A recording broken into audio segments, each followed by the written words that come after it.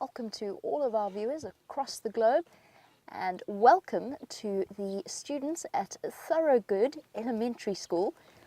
This is a live safari that you are on. My name is Jamie, and I'm going to be driving you around and telling you all about the amazing animals that we have out here, just like our giraffe. And behind me sits a gentleman called Brian, and a very special character who might appear every now and again, called the Thumb. So you have to pay close attention and see if you can spot it every now and again. I'm not going to take you away for too long because we've got the perfect animal to start your safari. And as you can see, as we have a closer look at this male giraffe, it's a bright, warm, sunny day here in midwinter in the middle of South Africa, in the South African bush. And just look at this incredible giraffe. You can tell that it's a male, firstly by his size, also by his dark color. And if you have a look at the horns on the top of his head, there he's showing you nicely. Yes, boy, we're talking about you. You can see how thick they are and where they're rubbed bald at the top of his head. And oh, if you were looking carefully, you might even have seen that purple tongue poking out, because yes, giraffes' tongues are purple. And the reason they are purple is if we have a look at the tree that he's eating, it is covered in these really, really sharp hooked thorns that if we tried to eat them, we'd have very sore gums and cheeks and tongues for the rest of the week. But for a giraffe, whose tongue is really strong because of the dark pigment, so a special dark color that it gets that makes it tough, it's called melanin. And that's how our giraffe is able to wrap his tongue right around the thorny branches that he is and munch away on the leaves. And when we're finished looking at this giraffe a bit later, we're going to go and we're going to have a look at those thorns, and you can get an idea of just how sharp they are. A long, long neck, and then a big, strong body, and then even longer legs, with that unique spot pattern that giraffes have. And there's his hooves right down at the bottom, and his long swishing tail to keep the flies away. And all in all, he makes for a very impressive picture. This is a fully grown giraffe in his prime. And have a look at where he stands when his head comes up again, if his head comes up again. Sort of get an idea of just how tall he looks next to that tree. Because if he does decide to move off, obviously I'm not going to scare him, but if he does decide to move off, then I can jump off the car and show you what I look like in comparison to that tree. And you can really see just how tall a giraffe really is. The tallest land mammal. Oh, and as he walks away, don't forget that this is actually happening. So what you're watching is happening in real life here in South Africa, in a place called the Sabi Sand Game Reserve. And what that means, guys, is that you and I can actually have a conversation. So you can ask me the questions that you want to ask, and I can answer them for you. If you have any questions, maybe you want to know how tall this giraffe is, and he's probably around close to between 16, I would say about 16 feet from the top of his head right down to the bottom. And oh, he's really enjoying these thorny trees today. He's on to the next one. Got tired of eating that. He wants a change of snack. He wants to eat something different for lunch. You see, if we look, he's got those long, long eyelashes as well. Also, to protect his eyes, every time he sticks his head into the trees like that, he runs the risk of getting them poked by thorns, which obviously he doesn't want to happen. And since he has disappeared behind the tree, I think let's try and sneak a little bit closer, and maybe we can have a closer look, first of all at what he's eating, and also at his face, since I think he's a bit shy, and he might need some encouragement to come out and say hello. Let's go get a bit closer. Now, he might look tall and clumsy, but a giraffe is actually very, very fast. You can imagine, if his legs are 6 feet long, just how far he can stride. So some of you may be taller than others, and you might know that you can run quite fast, but this giraffe can run faster than anybody here, even Brian, who's pretty tall himself. Even Brian probably wouldn't be able to keep up with a giraffe.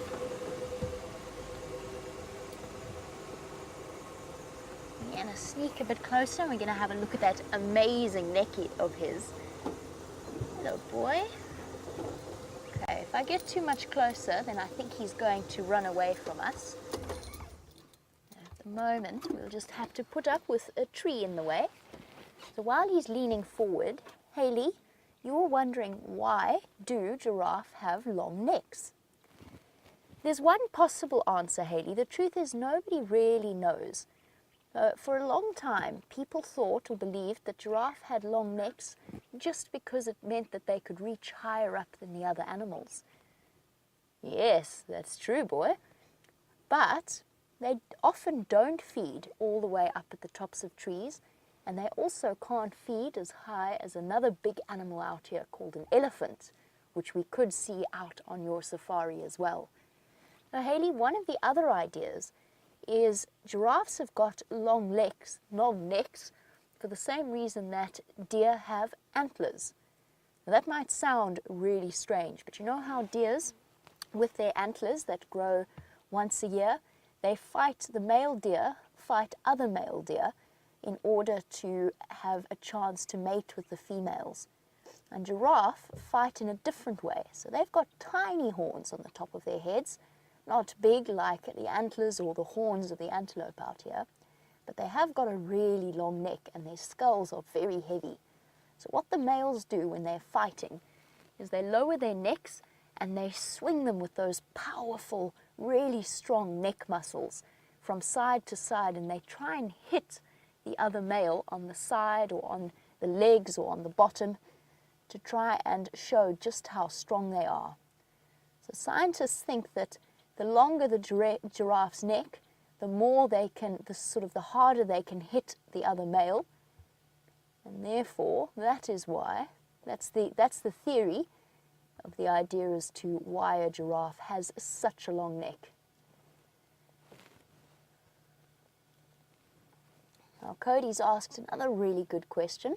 Cody wants to know, well, why does a giraffe have spots? Why it has a spotted pattern? And the answer is, in a way, Cody, it actually helps to camouflage them. So it breaks the outline of the giraffe and kind of hides the bushes behind the trees. Look at him nibbling away. And then there's also another theory that giraffe might have spots as a way of controlling their temperature. So the dark spots get warm and the light patterns stay cold. You know how if you put a black object out in the sun, it kind of heats up quickly, and if you put a white object out in the sun, it doesn't heat up as quickly. So the idea is that it kind of makes a breeze that blows across the giraffe. But the truth is, Cody, nobody really knows. For me, probably the best explanation is that it helps to hide them, especially when they're babies. So a big male giraffe like this, there's not many things that are going to try and hunt him. Maybe a big pride of lions, but probably, most likely, they'll avoid him. So he doesn't really need to hide, and in fact he's so big that he wouldn't be able to. But a baby giraffe is much more at risk of being hunted by lions, though they might be able to use their camouflage to hide away. And just have a look quickly. We were talking about giraffes using their necks to fight each other, but we also spoke about their horns. And if you look at the top of his horns, look closely there, you see how they're bald. So he's got hair all around the bottom. Ah, perfect, thank you, Brian. He's got hair all around the base, but the top of them is kind of bald and just skin. And that's come from rubbing away whenever he's had a fight with another giraffe. So that's why he's, what are actually called ossicones are bald. And the females have hairy ossicones and very thin horns. There's his perfect purple tongue. You can see how it works with his lips to pluck the different leaves from this tree. And he's really enjoying his lunch. Look how much he's eating in one go. Making sure he doesn't poke himself in the nostril as well. Now, Carly, you're wondering, what is a giraffe's shelter? And the truth is, they don't have any. Either they go and they stand in the rain if it is raining. They might try and find a nice big tree to keep them dry. But for the most part, they don't have shelter. They just wander around like most animals. Some of the animals here live in tunnels or in burrows, but most of them live outside. Look how carefully he is using his lips to nibble away at the branches. And Noah, this is probably close to the close to as tall as this giraffe will ever grow. But you wanted to know, how tall can a giraffe grow? And the answer is, one of the tallest recorded was around 18 feet. If you pushed it really far, you might get one that's around 20 feet tall. They're very, very big animals. Much taller than you or I. So I could sit on Brian's shoulders, but I'm not going to because I think we both fall down. But if I did, we would still probably only come up to maybe the giraffe's shoulder if we were lucky. He's really enjoying this tree. This seems to be much better than the other one. Alana, you wanted to know if a giraffe, because I spoke about how fast they are, you want to know if a giraffe is faster than a cheetah. And the answer is, over a short distance, no. So there's nothing out here that can run as fast as a cheetah can. We're talking close to 70, even higher, miles per hour, so they go really, really fast, faster than anything else can run. The problem with a cheetah is that they are natural sprinters. So some of you are really good at sprinting short distance, some of you can run for long distances, and a cheetah is not a very good long distance runner. They get tired very quickly, which is why they have to sneak up on their prey first before they start to run and to chase. So a giraffe is faster than a cheetah after they've run maybe about less than a quarter of a mile. A cheetah can only run for a very short space of time at its fastest, whereas a giraffe can run for much, much longer. But a cheetah is definitely too small to even think about chasing an adult giraffe. Now look closely there. Have a look at those spots around at the base of his ear. Oops, he turned his head at the wrong time. But if you look carefully between the leaves, you might see some spots like he's got something on his skin. Now, how many of you are familiar with ticks? I know that you do get ticks, not sticks. I'm sure you get sticks there too. But you get ticks in the United States. Well, we get them here as well, and they like to sit on these big animals like giraffe and maybe buffalo, elephant, lions. There's always ticks to be found on the different animals. The difference is that our ticks don't pass on serious diseases like Lyme disease, so they're not as dangerous. I think he's feeling a bit shy, and I think most of you want to go and explore a little bit more before we get to the end of our safari. So what we're going to do is we're going to go to visit one of the water holes and see if maybe there aren't some elephants coming for an afternoon drink. Because even though it's midwinter here in South Africa, it's the afternoon, so it's the hottest time of the day, and it's actually 78 degrees Fahrenheit this afternoon. So I've got my shirt on, I don't even need a jacket or a jumper. But before we go, if maybe we can have a look at the tree that the giraffe was eating and have a look at the thorns. Let's see if we can't get a glimpse at what they look like. So Brian's going to try and show us. Look carefully, because I told you that the giraffe was eating something with thorns. Look at those. Those sharp, sharp, sharp hooked thorns. And the giraffe was just wrapping his tongue around those branches like it meant nothing. Isn't that incredible? Brian, I don't think we should try that. No, definitely not. Definitely not. I don't want to be chewing on one of those. But for giraffe and elephant, it doesn't matter to them.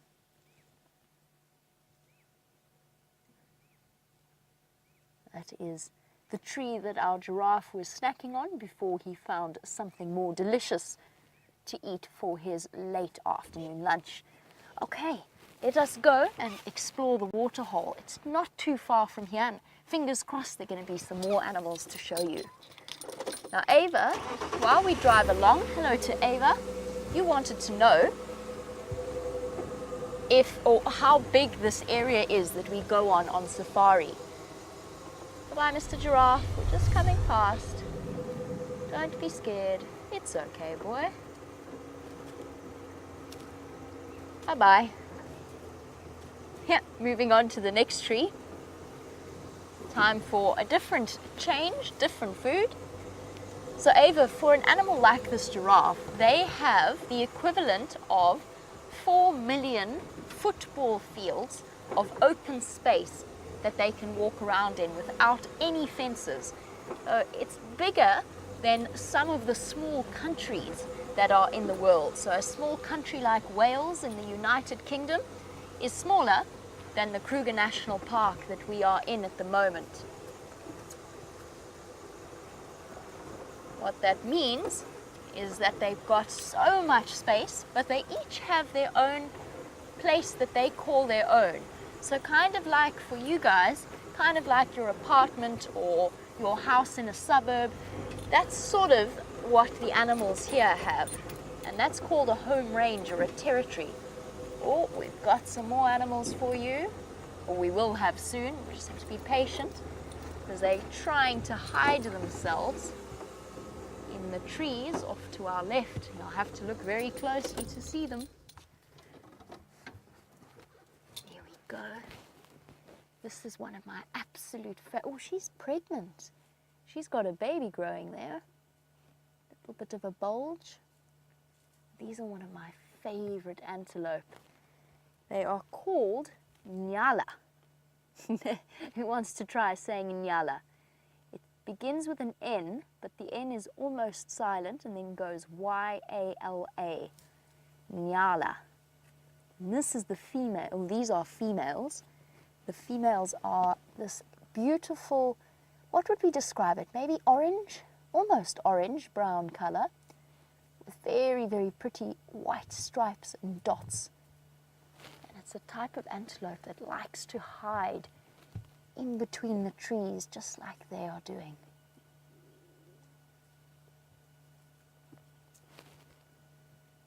Look at them moving off. They disappear so quickly. There were probably about 10 when I arrived, and now we can only see 2 of them. That white tail, there you can sort of see if you look really closely. Here comes another one. It's actually a baby. It's a young Nyala, still fluffy. Oh, getting a bit scared. Running up behind Mum. Much like our giraffe, these little guys eat only leaves. So they munch on leaves as well. Okay, well, we're playing a game of hide and seek with the animals, and at the moment, they are winning the game. Right, well, I'm not the only person out here. There's actually somebody else who would really like to say hello to you, and that is a man called James Henry, along with VM on the back, so let him say hello to you all. Hello everybody from the Thorogood Elementary School in Virginia Beach, Virginia. Sounds like a lovely place to be, I must say, but it's a lovely place here too. There are some buffalo. We're sitting in the African wilderness in the same way that Jamie was. My name is James, and on camera today we've got Viam. He's a very skillful fellow. He's going to be filming us today, and we're just going to have a look at these buffalo for a little while. Now, they're not the same as the buffalo that you get in the United States, of course. These are called Cape or African buffalo, and they look quite a lot like what we might term a water buffalo. You find those in Asia, but they're not actually the same thing at all. Now, they're not the only animals here. And we can't see it very clearly, but as Via moves slowly to the right-hand side, you can just see some shiny skin in the middle of that little patch of water there. And I would love to go a bit closer, but we're not allowed to at this stage, so we're just going to stay right here where we are. We don't want to frighten the animal. That's a hippopotamus. Can you believe it? A hippopotamus lying with another buffalo in the middle of the water. And the reason he's lying in water that isn't so good at the moment, well, not so deep for him, not the best kind of water for a hippopotamus, is that we're in the middle of a drought. And that means we haven't had enough rain to fill up all the water holes, and that means it's very difficult for the things like the hippos to find enough water to lie in. And they like to lie in the water because they don't like the sun too much. It's not very good for their skin. Anyway, these buffalo are all bulls. That means they're all male buffalo. And the females, they live with the little ones in big herds of up to 1,000, in this area sometimes, but normally sort of 150 to 200 or so buffalo in one herd. And the bulls, just like old men of our human species, well, they like to be on their own and talk about times when they were younger.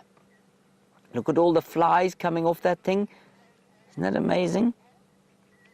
Now, Lillian, you ask a very clever question. Do animals get grey hairs, you say, when they get old? Lillian, some animals get grey hairs, yes. Now, I bet that some of you have got dogs and cats at home, and if you look around the nose of your dog when it starts to get old, you will see that it gets grey hairs. Some animals are just white-coloured, so they naturally sort of have a whitish tinge to the fur. And if you look at some horses, for example, they get little patches of white, but that doesn't mean they're old. But when they do get old, it's often around the nose that you start to see that they get grey hair. In the case of these buffalo, they don't get grey, but they start to lose their hair. A bit like me. I've also started to lose my hair. And so much the same as the buffalo. Okay, let's carry on down the road here and see what else we can find. Oh, look.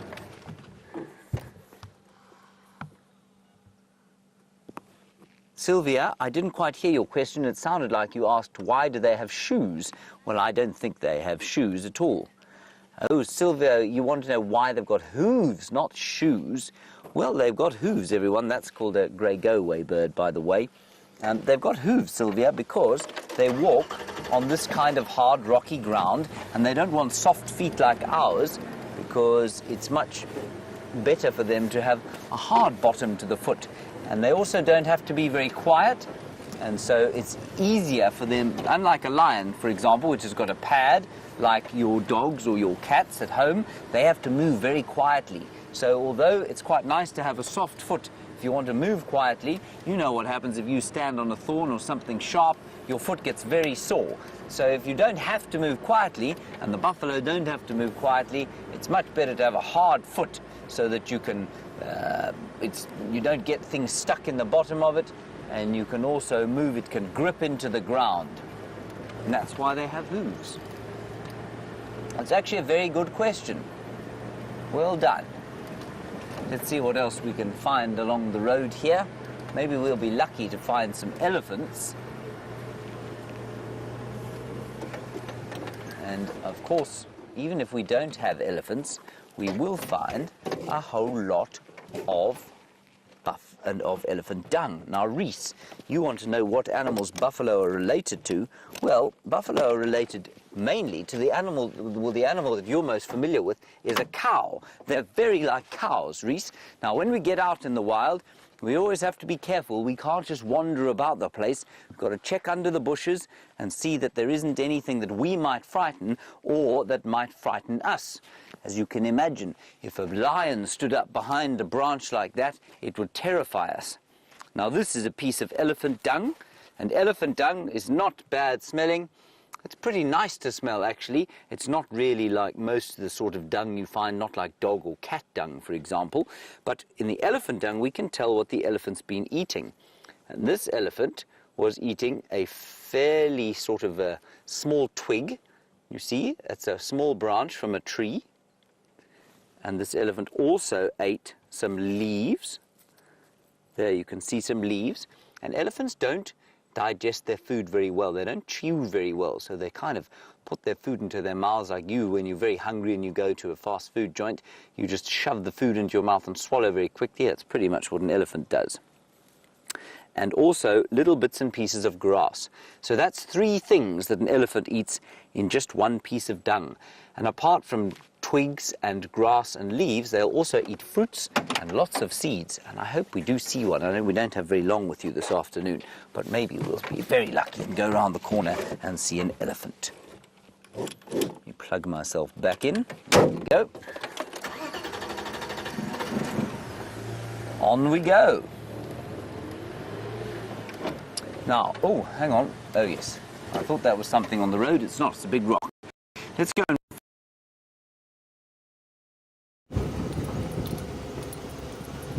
Well, since James managed to get to the waterhole that I was going to go to before I did, I think it's time that we go and check out an open area. So a nice big clearing where we can see a long way in the distance and hopefully spot some animals for you. Let us see what we can see out here. And I know of a little animal. So we spoke about the giraffe having no shelter, and I said that some animals do. And I know that there are some of these little animals living somewhere around here, and I'm hoping that they might be home a bit early. They're usually out during the day looking for food. It's a type of animal called a mongoose, a dwarf mongoose in fact, the tiniest of all of the mongoose family. And usually they live somewhere just around here, but it doesn't look like anybody's home. I'll show you where their homes are. They've got lots of different ones. Dwarf mongoose are really clever. They like to live in lots of different homes. So this is one of them here on our left. If we look at the base of the tree, there's a hole there.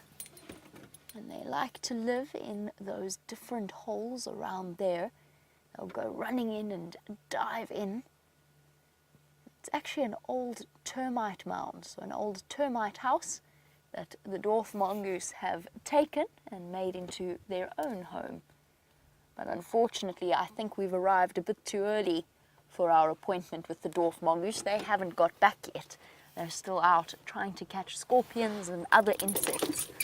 Scorpions and grasshoppers, whatever they can find.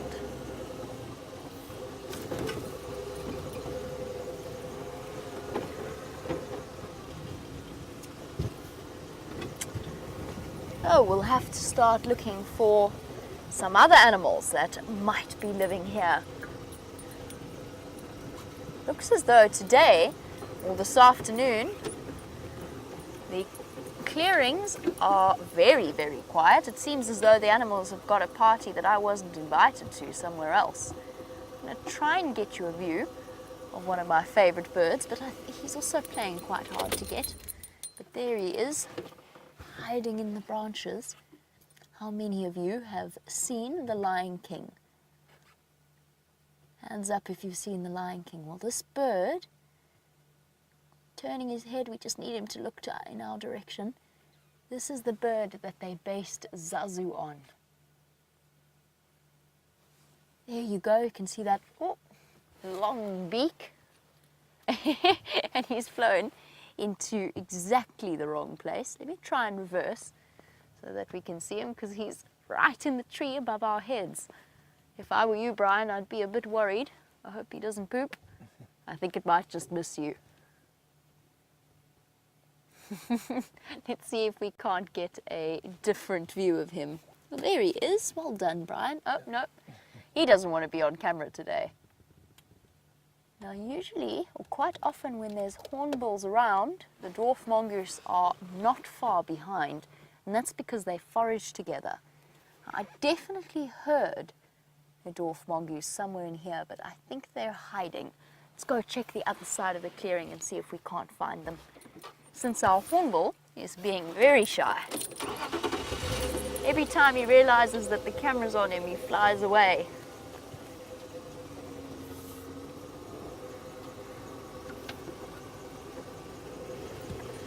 While we're here, it's always a good place to look for leopards or anything like that. They like the very, very thick vegetation, just like those Nyala we saw earlier. They like to hide away, perfectly camouflaged with those spotty bodies. So keep your eyes peeled, because at this time of day, with the sun shining, there's a good chance that a leopard might be hiding up in the shade with its tail flicking every now and again to get rid of the flies.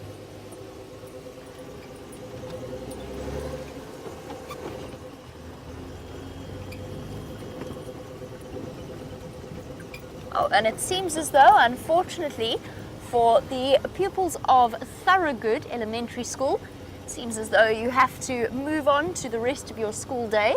Well, I hope that you have a wonderful rest of the day and that we will see you once again. And I hope you're all waving goodbye to the thumb. But we'll see you once again on safari at some point in the future. Bye-bye, guys.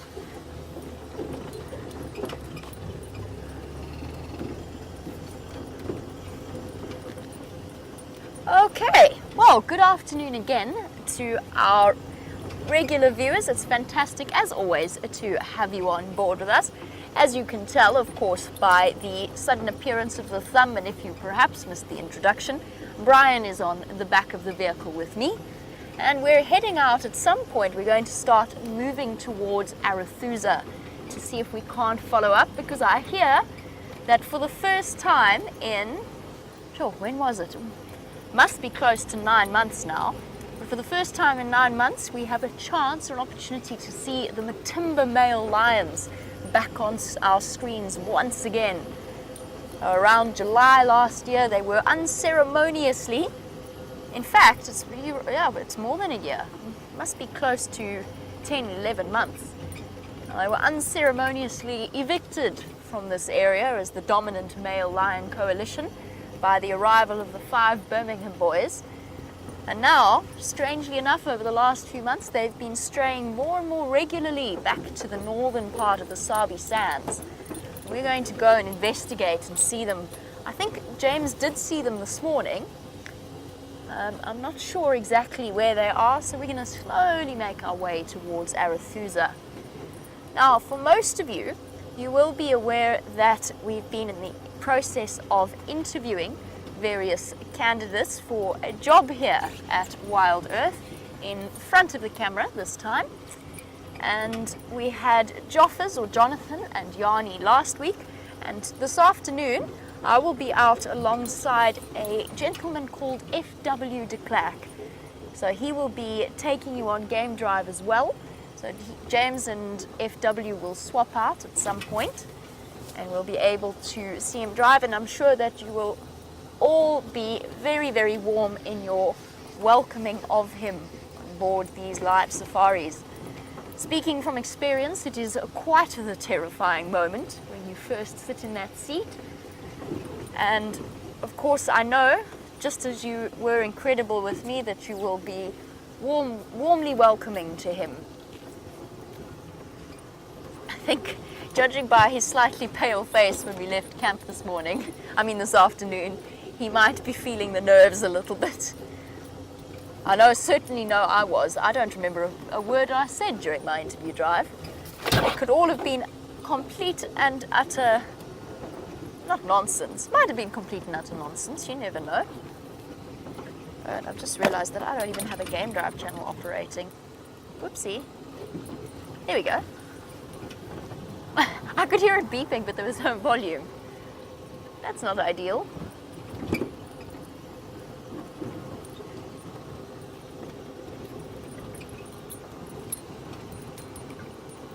Sorry guys, I'm just having a listen to the conversation that's happening here. But it's quite a long one, so I'm going to skip it for the moment.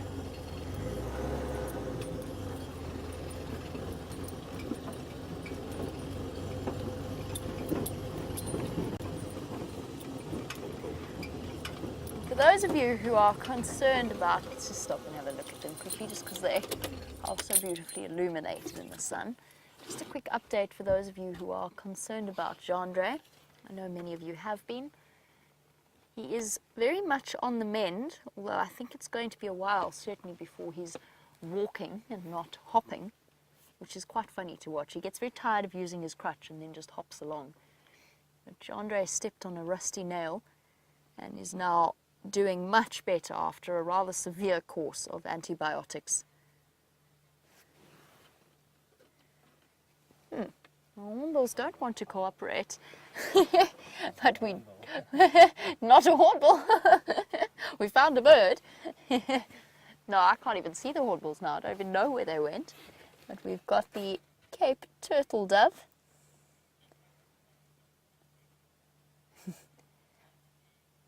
I would guess at it being a male. It's very, very difficult to tell. Oh, all puffed up, having a good preen there and ordering its feathers.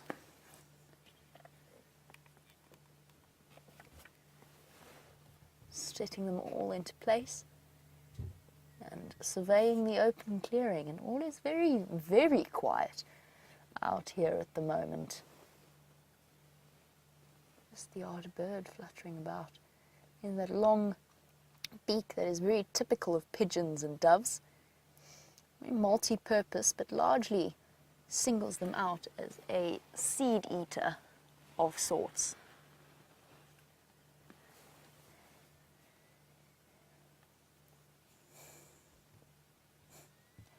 It seems as though the swap has been completed and FW is now in the driver's seat, ready to face you all. So I'm going to hand you across to him.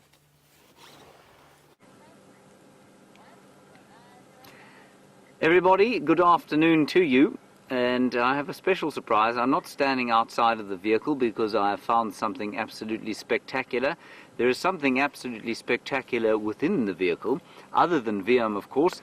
There is something, well, a world premiere, the second world premiere in 1 week, the world premiere of Mr. F.W. de Klerk.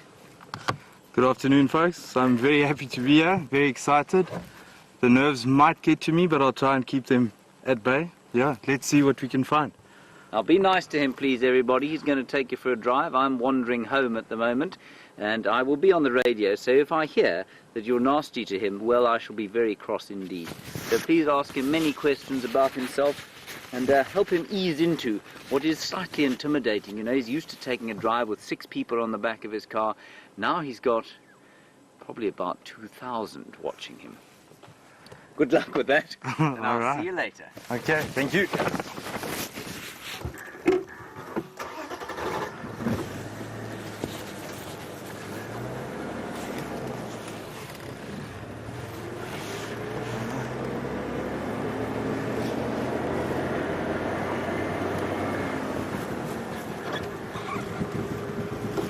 Some water buck.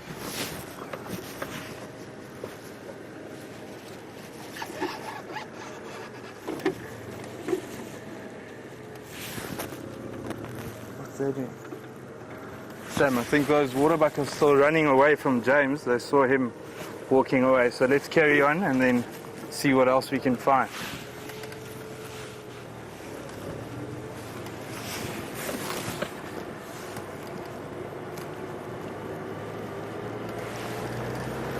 James Richard, I've started guiding in 2009, so about 7 years now. I worked in a couple of different game reserves. Started out in the Waterberg small reserve called Mabula Game Reserve. Then in 2011 I moved to the Lowveld, to Kapama Game Reserve, and then after that I moved over to Sabi Game Reserve, where I ended in April this year.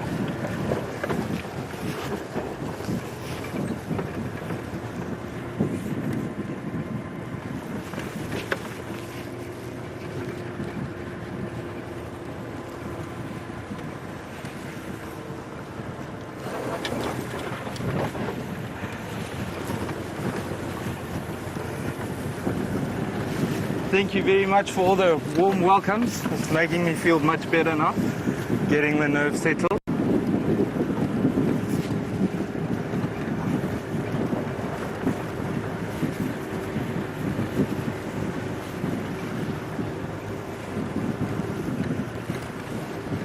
Aaron from New Zealand is asking which animal is my favorite animal. I would say that's a black rhino. Unfortunately not seen very often, but very catchy attitudes and lots of fun if you can find them out in the bush.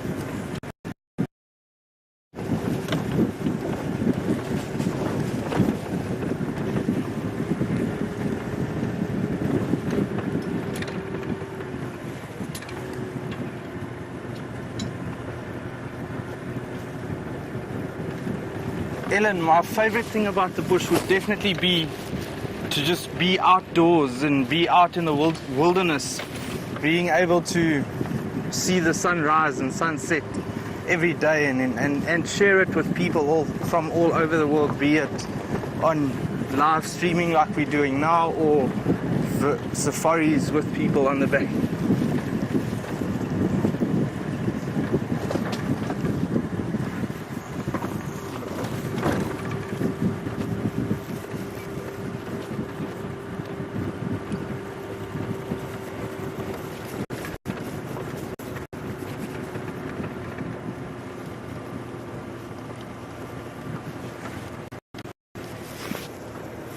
Angela, you're asking about a favorite sighting that I've had.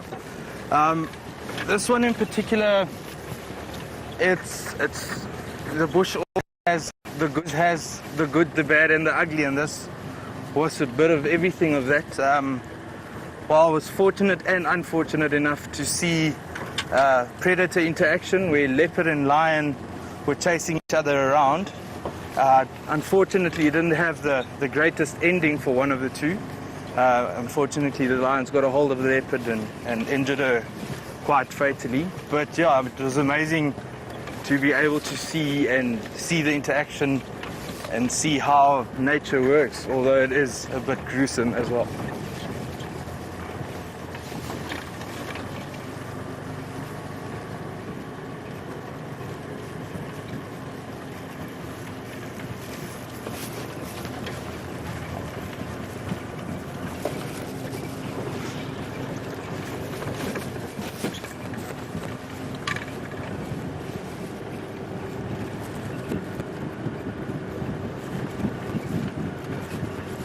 All right, folks, thank you very much. We're going to link to Jamie. We're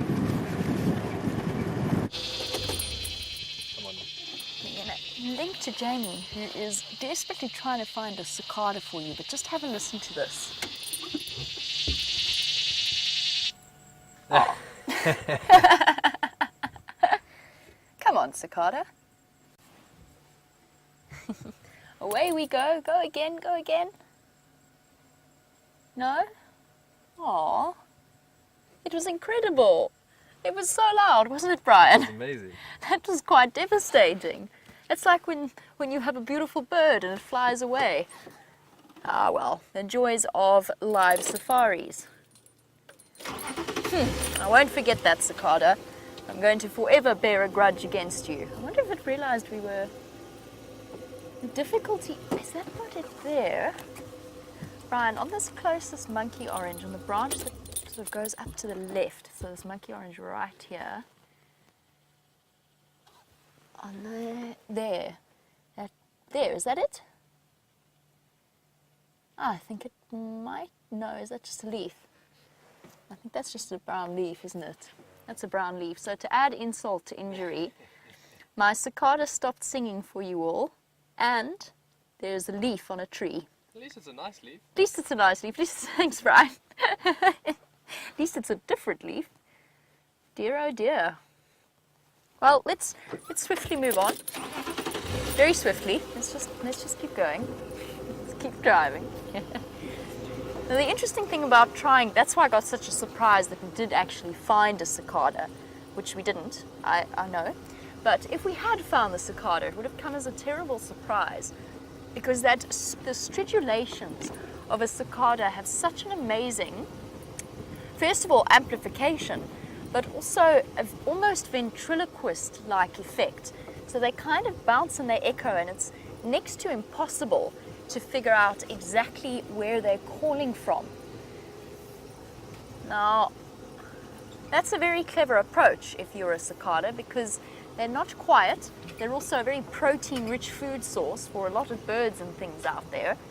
So to be able to call, announce your presence in an area, and yet at the same time not be able to be located by a predator or a potential predator is a very clever combination. And a lot of frogs do that as well. So moving swiftly from the insects to amphibians, a lot of frogs' calls, when you go out and you actually actively try and find the frog that is making the loudest possible noise, can prove to be incredibly difficult. And it's something that we have done in the past. I've been on a few frogging exercises, which sounds totally bizarre. I've been out frogging, where you go and you wade through and you look for the different species of frog. Oh, pity I annihilated that with my back wheel, sorry. It's a huge hyena track. But to finish off the sentence about the frogs, they do have these amazing abilities to hide themselves so cleverly away, and yet somehow the females of the species that are attracted to those calls are able to pinpoint exactly where that particular frog is calling from.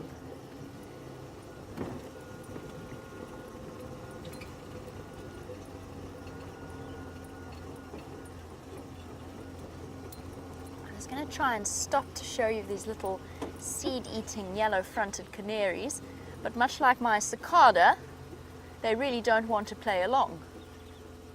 How terribly distressing. First the hornbills, then the cicada. Nope. Nobody wants to be on camera today. I'm starting to, even the buffalo weavers and the drongos are flying away. Starting to feel slightly insulted. Is it something I said, guys? They've all gone fluttering past, settling up in the knobthorn tree. I don't know what gave the buffalo weavers such a fright. They all departed very hastily, but I can't see any birds of prey.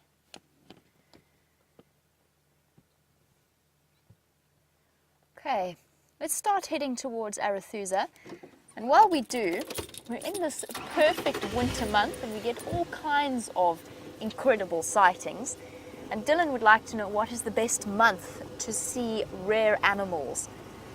It depends on what you mean, Dylan. If you want to see rare mammal species, then absolutely, hands down, the best time to come is in the winter months. So where we are now, as you're watching our live safaris, we've had several honey badger sightings, one wildcat, one pangolin, not me, that was Brent and Dave on Cheetah Plains, a pangolin sighting, what have I forgotten, a couple of servals. So some really interesting animals that we don't get to see all the time. And the winter months are perfect for that, because during the winter months, the nocturnal animals, because it's cooler, start to come out a bit earlier and often will move about, much like with that pangolin, in the middle of the afternoon. And sometimes even stay up a bit later. So for winter months, for rare nocturnal mammals, or at least seldom seen, is maybe a better description, more rare to see rather than necessarily rare in terms of numbers. Winter is the perfect time. Plus you can see further into the bush when you're spotlighting, so you're more likely to catch the glimpse of an eye that will give their position away.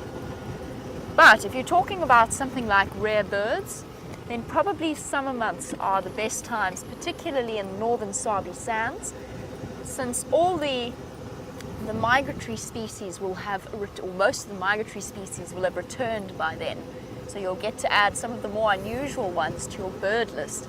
The most unusual I heard of, or while I've been here, was the purple-banded sunbird, which is not an unusual bird to see, but it is very, very rare in this area. Oh, and what an absolute pleasure For those of you who've been driving along Gowrie Main before, not Gowrie Main, Triple M, sorry, one of the main routes, I think we'd better go out of poor Roy's way. Hit the sandbank gently. Oh, we go. How's it, man? How are you? Hi. Hi guys. How's it, Roy? Yeah, going well. We watch the cam all the time. That's wonderful. Yes. That's fantastic. Wonderful to hear. Yeah. Is anything bigger? Lutumful. Okay. Yeah. Just a makulu task on the open area. Oh, stunning. Oh, nice. And then Gala Lock still going. Okay, I'm going to start making my way slowly towards Azangala. Yeah, okay. If you on standby, just check palm tracks. You see the big tool, the big task. Oh, nice. Perfect. Thanks, Info. Cheers. Are you videotaping us right now? We are, yes.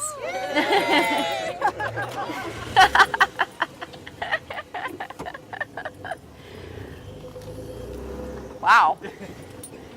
I'm so thrilled that we got to encounter some of our viewers. I meant to ask them what their names were, but it was just so rushed. So we obviously have some viewers from Canada on their safari, and hopefully getting to see, they will have just come from the Matimba Lions, so getting to see some of the characters that they might be acquainted with. I don't know if that's my imagination, Brian, but that seems to be happening more and more recently. That is wonderful to see. I'm very, very glad that some of our viewers have had the opportunity to come and experience this. But for those of you who haven't and may not, there will always be our live safaris every day, twice a day, to fulfill the longing for Africa. Roy was just telling me there that there are some big tusks, was his description.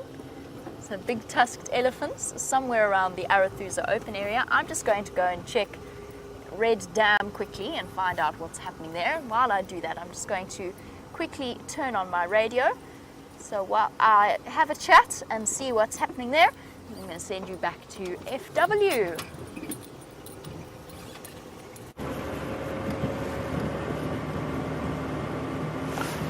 Hi there folks, welcome back. While you were with Jamie, we've been making our way towards Sydney's Dam. Go have a look what's going on there. And then after that we'll head towards Buffels Hook Dam. See if anything during the day came for a drink. Maybe we'll get some nice birds around the water as well.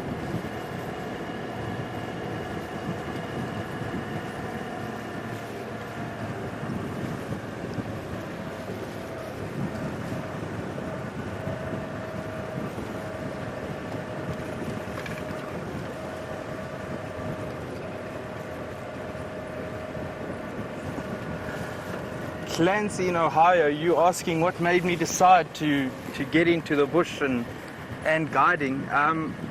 Fairly simple, always wanting to be outdoors.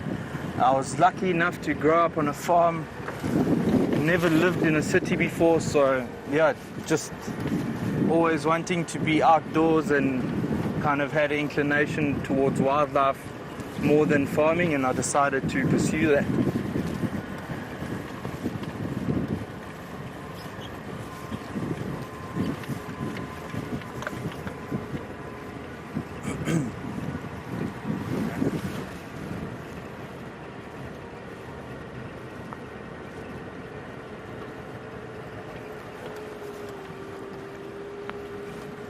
Really, for me, the difference between the Sabi Sands and some of the other game reserves I've worked on, basically, the Sabi Sands is part of a much bigger picture.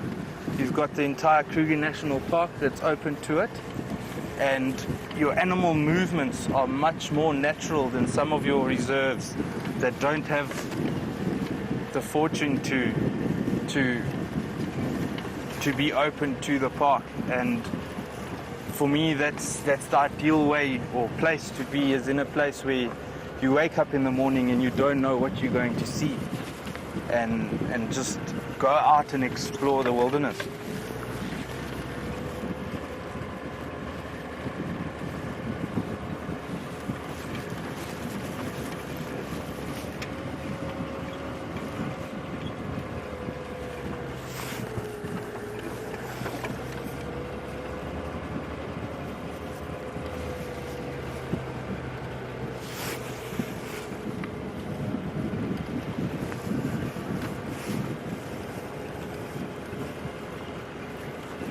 Debbie, I would say my special interest is trekking and spending quite a bit of time on foot. What I'm currently doing is wilderness trails guiding, so that's mostly being on foot, and trekking does form a big part of that. I do enjoy a fair bit of birds as well, and botany is quite interesting as well.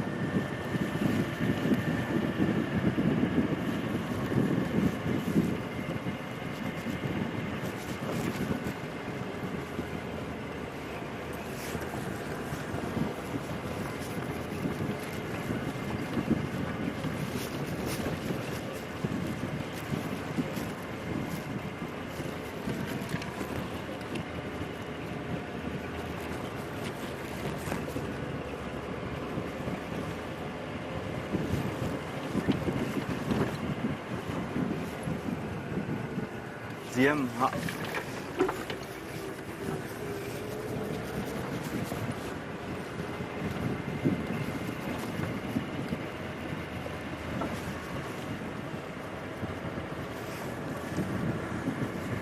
Patrick, yeah, animals during the day is more your daytime active animals, your diurnal animals, so something like impala, buffalo around a watering hole, elephant, giraffe, zebra, those types of animals.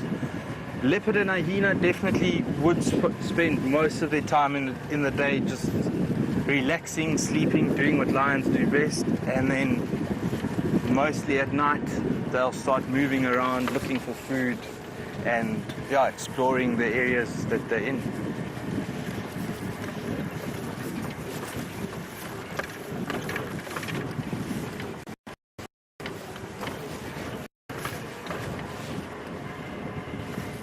So folks, we're almost at the dam, at Sydney's dam. You can see it in the distance.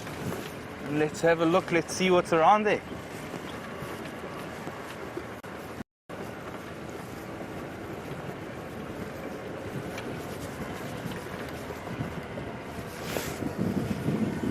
Full.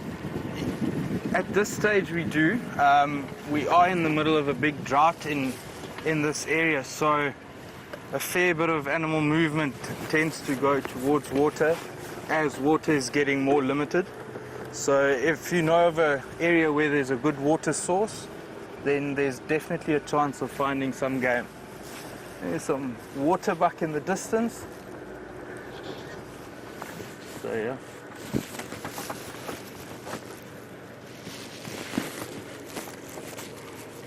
I'm going to move back a little bit so you can just get them into shot a little better.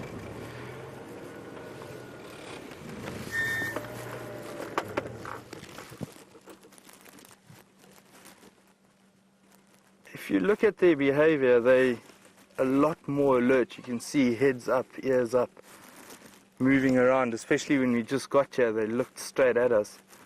When they're at water or around water, they tend to be a little bit more nervous.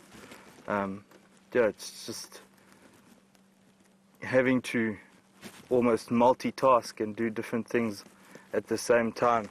A lot of times you'll find predators lurking around in the shade of a bush around the water waiting for some predator to come in. Oh look, nice baboon there.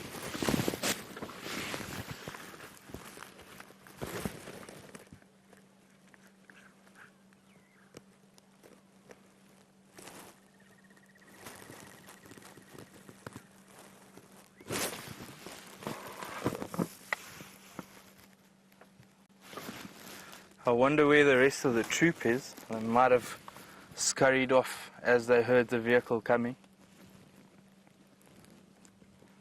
Let's roll forward a little bit, get those water bucket here. Folks, we're going to link to Jamie with some warthog. Enjoy.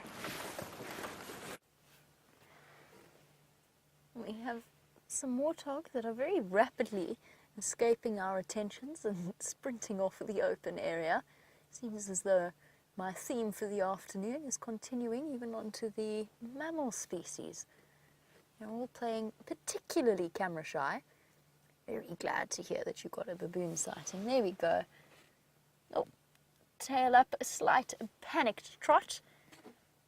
Let's see if we can't get another view of them since they have made life a little bit more tricky. Well, as you can tell, well, maybe you can't actually. To be fair, that wasn't really a fair assumption. As you may or may not be able to tell, we are on Arathusa at this point.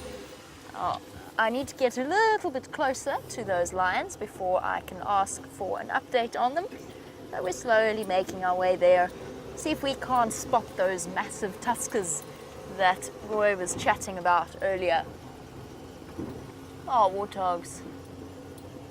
I think our warthogs have managed to evade us completely. Much more skittish on the western side of things. Okay, let's try this. Nice and slow. Warthogs, don't panic. Ah, that's definitely improved our view. Totally. One very, almost fully grown warthog with most likely its mother. It's a couple of months, probably, I would say if I had to guess, around 6 to 8 months old. So nearly independent, but still hanging about with mom for as long as possible. Okay, let's try this one more time.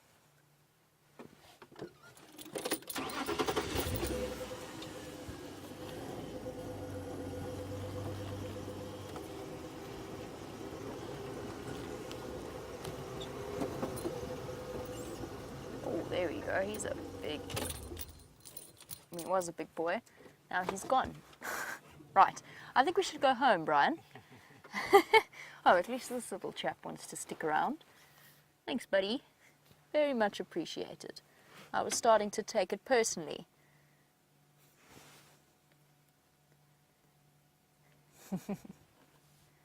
Oh, Deborah, I like to hear that you've had a change of heart. So Deborah is our armchair traveller, and she said that she actually finds warthogs cute at this point. Even this young male that we have in front of us. She said that she thought they were just ugly when she first thought about, or when she first learned about warthogs, but has now come to the conclusion that they are so ugly that they are actually cute.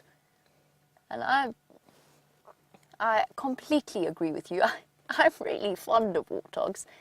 I think they're very sweet and highly entertaining in their antics. There's Mom. Quite large tusks for a female. Deborah, I'm glad to hear that you've had such a change of heart. There we go, there's a nice close-up. You're not ugly, are you, girl? Okay, you maybe not winning any awards, but it's on the inside. It's what's on the inside that counts. They don't seem terribly fazed. And part of course, the ugly, what is it? It's the ugly 7. Is it the ugly 7? Is it the ugly 5? I can't remember right now. Includes the lappet-faced vulture, the hyena, I think it's the ugly 5. Lappet-faced vulture, hyena, which I think is grossly unfair, obviously. Marabou stork, warthog, and wildebeest, which also, again, I think is grossly unfair. That enormous male at the back was just being completely useless, dashing away. Here we go, a portrait of, I think, mother and son. It just hasn't quite hit puberty yet, so it's not as easy to tell. The best way is to look at the warts on their faces, which are, of course, not warts, but gristle, so cartilage and connective tissue. At least we did get to have something of a view of our warthogs. They've moved off now, and I don't think we're going to get another angle to see them, but we'll carry on forward a bit and then start making our way towards the Arathusa Dam. I'm very excited. I'm really excited to go and see the Matimba males. They're still around. It's been so long since I last saw them. And I'm sure that some of you must be feeling that as well. In fact, I'm so excited, I'm actually going to continue on. Let's go and investigate.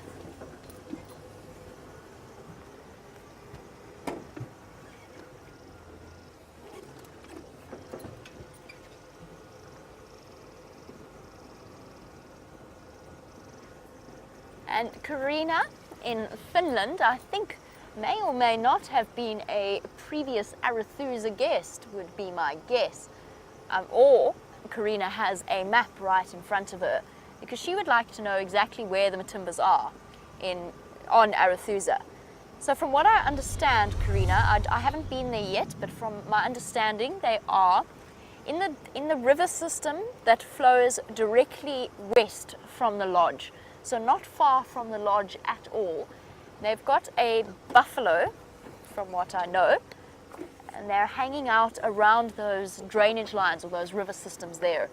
Now, I'm not sure exactly how far away from the lodge they are, but I do know that they are relatively close. Now, we're going to go and investigate, Karina, and then I'll be able to give you a more specific location for them.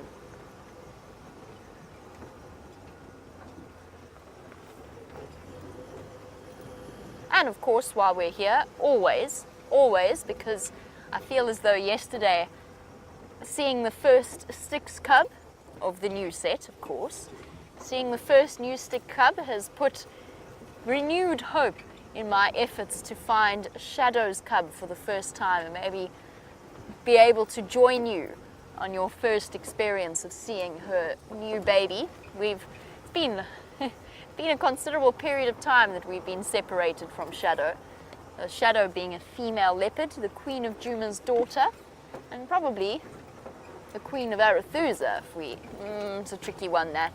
There's a couple of leopards vying for that position, but she is a leopard that really enjoys the drainage lines around the lodge. Just bear with me for 1 second. I'm going to try once again. It didn't work earlier, and I'm going to try again to get hold of some of the other guides and find out how long we have to wait for a chance to see those Matimbas. Shanae for Jamie. Shanae, can I grab a standby behind you?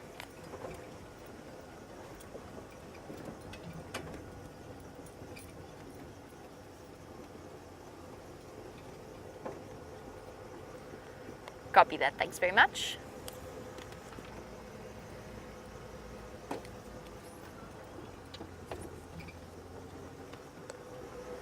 While we start making our way into the area, Shanae, of course, many of you very familiar with. You might even get to see her on your screens very shortly. Shanae started out as a viewer and is now a fully fledged guide at Nkoro, which is fantastic news for her. So we might be on our way to see her very shortly. While we head there, let's go back to FW and find out where he is driving around.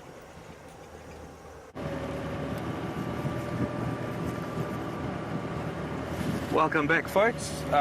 Slowly making our way towards Buffelshoek Dam. We'll be there in a couple of minutes, see what's happening around there.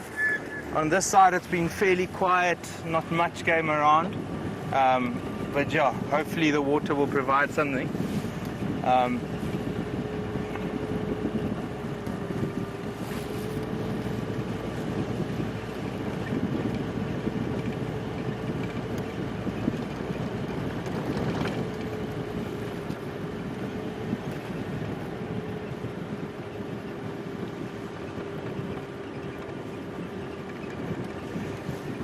Aaron in New Zealand is asking what the rarest animal is I've seen.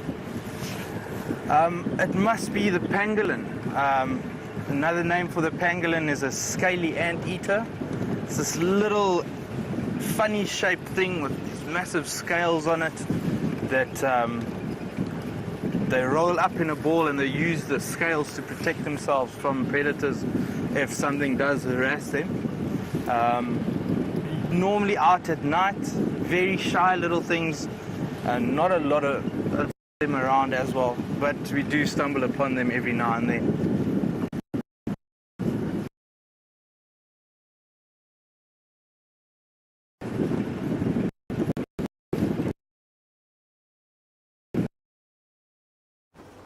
Whoopsie daisy, well it seems as though poor FW lost signal, and as you know, bringing you a live safari from the middle of the African bush sometimes comes with its twists, turns and corners.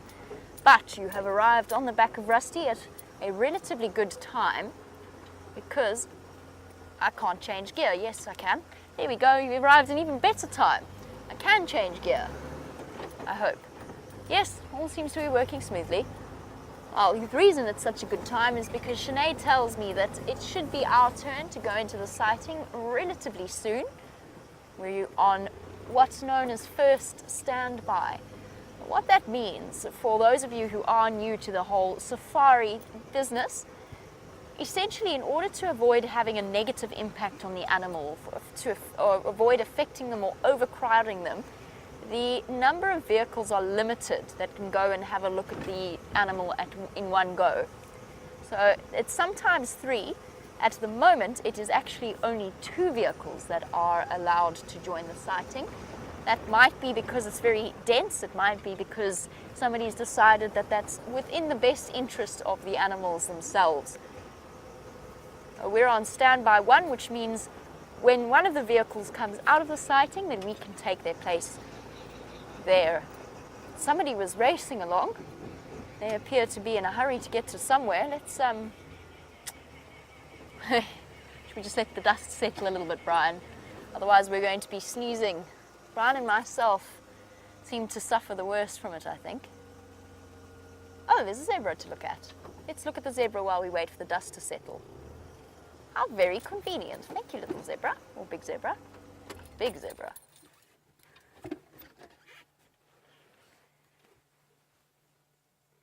Hello, you. Where's the rest of your herd, boy? Or are you all on your own? Oh, no. Aren't they just one of the most photogenic animals? And so incredibly striking, that combination of black and white, particularly, of course, to the human eye with our colour vision. Shame. Having a tough time of it, the zebra. Munching away on whatever is left of the grass in our dry season. And we've only, of course, just gone into what is in theory our dry season. But it feels as though it's just gone on forever. Summer didn't really bring the rains we needed.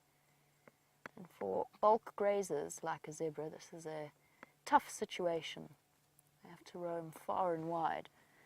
And zebra, unlike the ruminants, giraffe and other antelope and buffalo, they never show if they are thin, just due to the nature of their digestive system, producing a great deal of gas, which creates those rather rotund, let's put it that way, bellies. Let's go forward a little bit, just so that we can see his head nicely.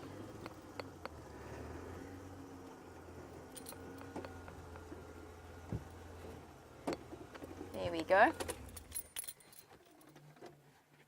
And it's only when we start to see the manes flopping down that we'll know that they are in bad nick. At the moment, the zebra perfectly healthy, and in fact the zebra's digestive system will probably actually afford it an advantage in these dry times.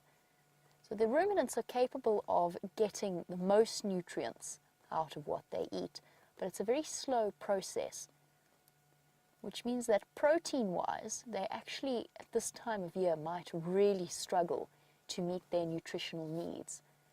Whereas for zebra, they might not have the most effective digestive system. They've only got one stomach, and most of it happens in the cecum of the small intestine. They can eat more, which means they can process it faster, which means they can actually, just by the nature of the amount that they can eat, meet their nutritional requirements, hopefully. There's the rest of them, proving just how effective that the zebra stripes can be in terms of breaking up the animal's outline and keeping them hidden from us. Okay, unfortunately, I don't want to dally too long with the zebra, as wonderful as they are in this glorious afternoon light. I think it is time for us to start moving towards the direction of the lions. While we do, speaking of ruminants and their relatives, FW has some buffalo for you.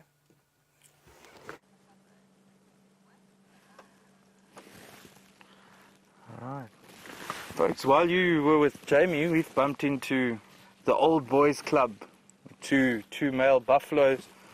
The one we're looking at now, and just further and a bit to the left there's another one. By the looks of things around here, we've been looking at some tracks, there's these two males. That watering hole that we went to, or we're heading towards, is not far from here, and I think they went through to the water, had a drink. Being very water dependent, they need to drink twice a day at least. They've gone, had a drink, and now as it's starting to cool down, they're moving around, starting to feed again.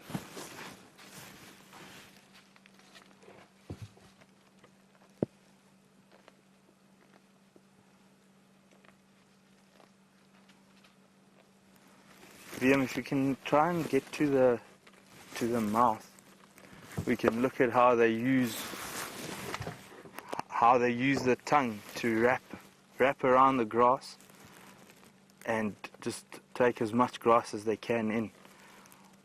Buffalo, they're ruminants and they're bulk grazers, so they're an animal that needs to feed quite a bit, and they take quite a fair bit of grass per day. And with the rumination during the middle of the day, the heat of the day, they relax, lie down and re-chew a lot of what they've taken in the time that they were moving and feeding.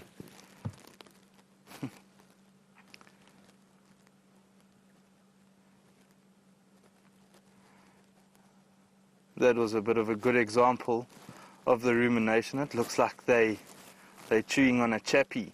There's no food in the mouth, but everything's happening in the molars at the back and the side of the mouth.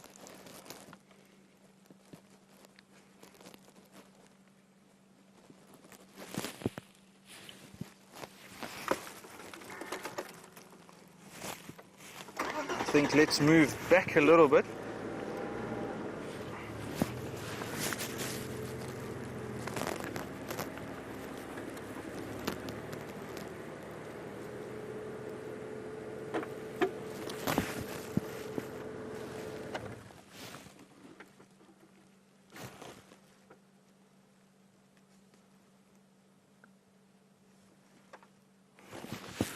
For me, buffalo, they always have this perfect poker face.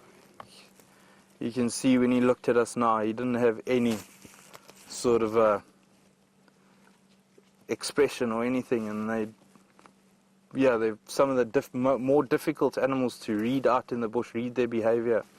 They don't give you a lot of signs of any aggression or any feeling.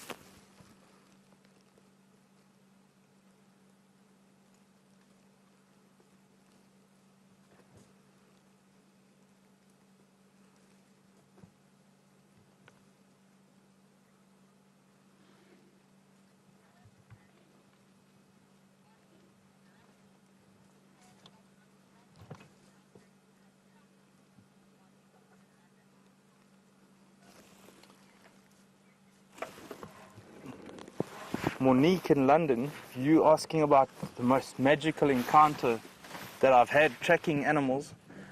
I would say any of the big cats, they're probably the best to track, and they give you a lot of expression, and they like showing themselves to you if you stumble upon them and giving them a bit of a surprise. I've had a few. Probably the one that I remember the best is a big male lion that I tracked a couple of years ago, and yeah, struggling for tracks, and eventually just kept going, lost the tracks eventually, and we found blue wildebeest tracks that were leading out of a block. And the guy that was with me, a very experienced tracker, he said, let's follow these wildebeest tracks, walk in on them, and we should find these lions. It looked like they were chased out of this area by the lions. And yeah, we kept walking in on these tracks for about 100 meters or so, and yeah, up came the lion and gave us a bit of a nice hello in lion language, bit of a grunt, and then yeah, I had the privilege to get the guests in. That's the only thing that they wanted to still see, and got them into the bush, quite thick bush, and all over smiles and happiness.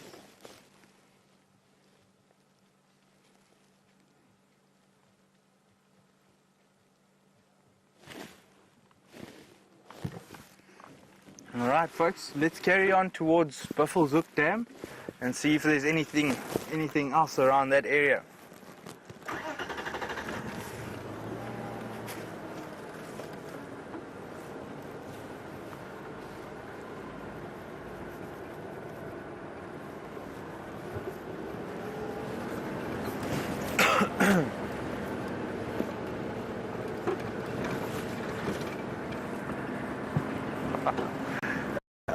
James Richard, you've caught me on that one.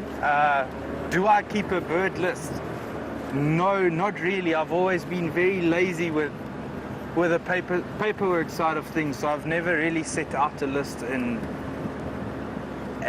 yeah, just kept going with that.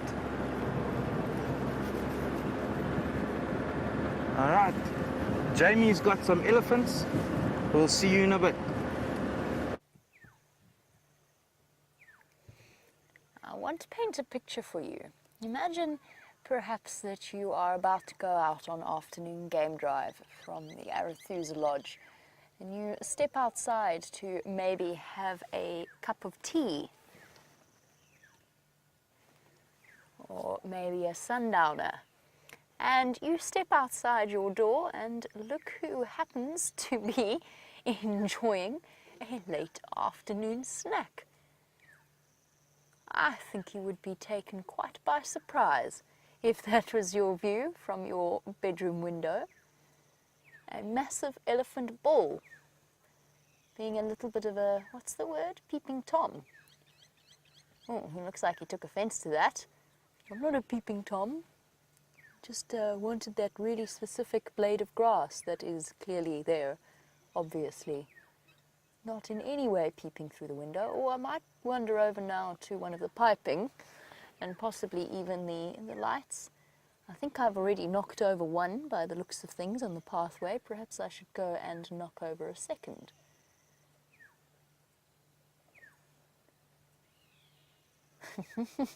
Imagine being a guest at the lodge and sticking your head out of the window to that.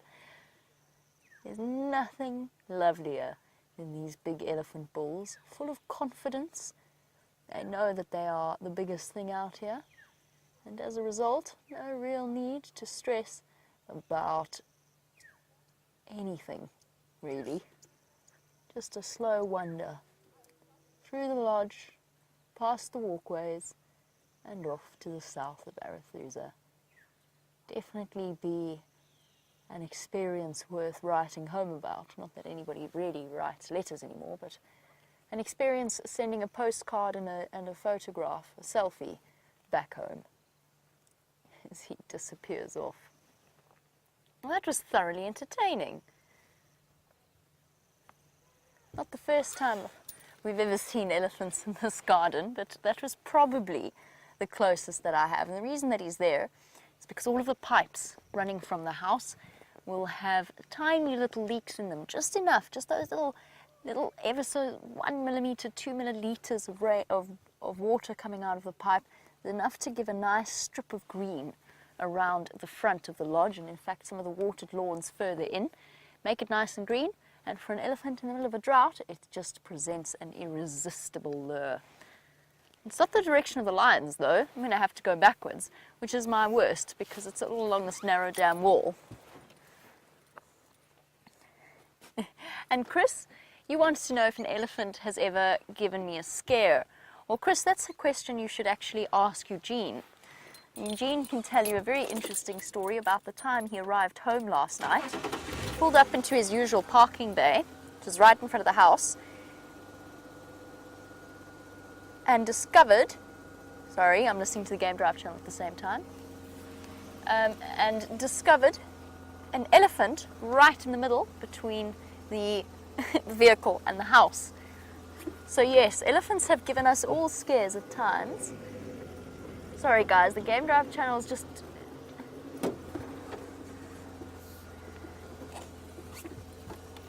Let's just keep going back.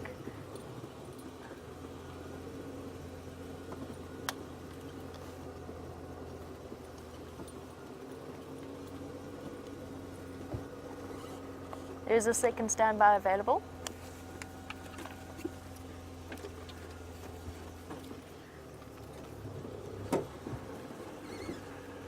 And while we attempt to do a U-turn, I regret this decision. I'm not going to attempt to do a U-turn. I'm going to go all the way back here and see if we can't do it this way. The dam wall has eroded slightly since I last attempted a U-turn here. So we'll just have to go do our safari backwards.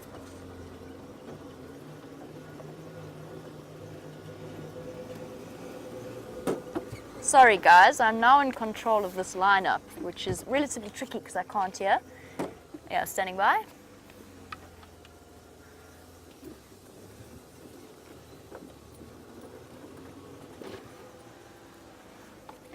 Afternoon, standby 3 is available, so 2 vehicle lock. I couldn't hear exactly who you were standby behind, but we'll keep you updated. Whee!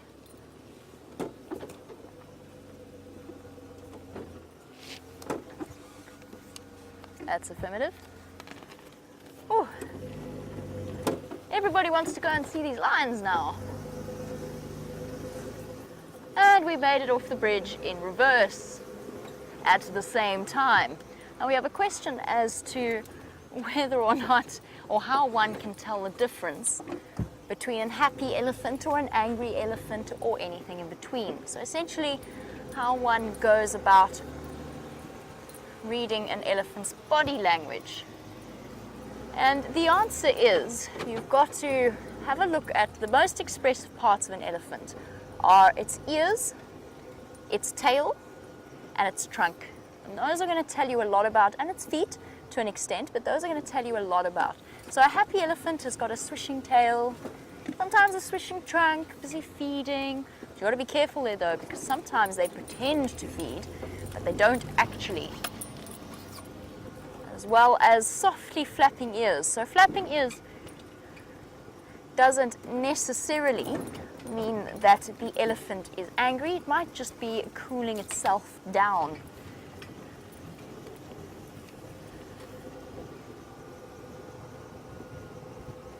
So Abby, that was your question. Sorry, I'm trying to listen to the Game Drive channel as well as we make our way towards these lions.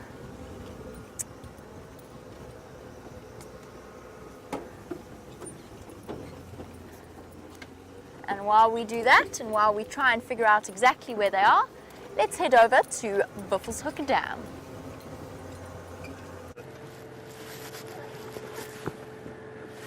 Alright folks, we've just got to Buffelshoek Dam. There is a hippo in the water. We might lose signal for a few seconds. We're just going to go around the dam wall to get a bit closer to the hippo. And then we'll be back shortly.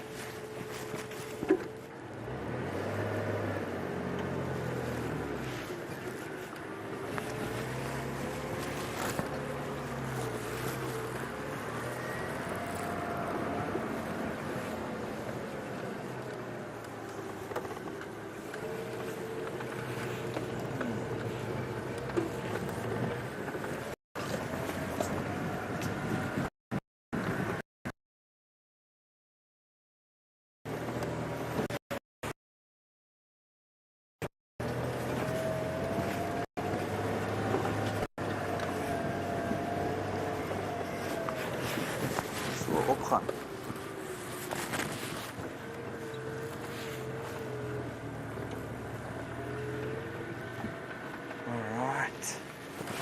There we go.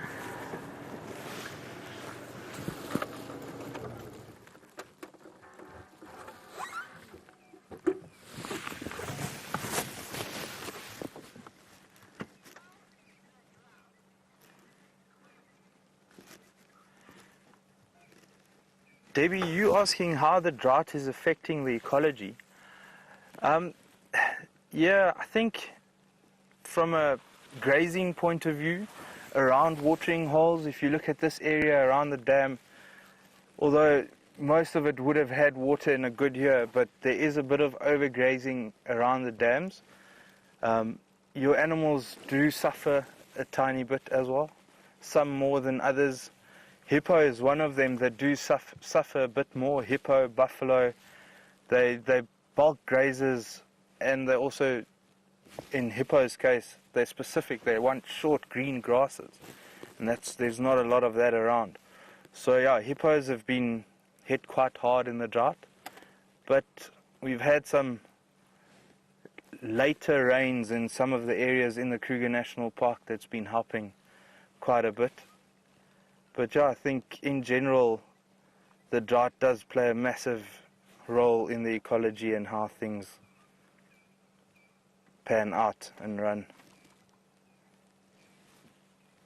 Some Cape turtle doves at the water's edge coming for our afternoon drink.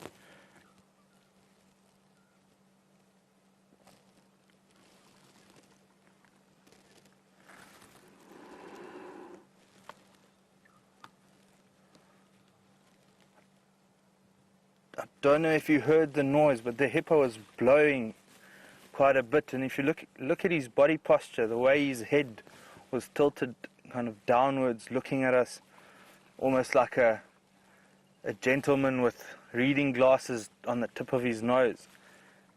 He's not the happiest guy at the moment with us. He's very protective of the little bit of water that he still has.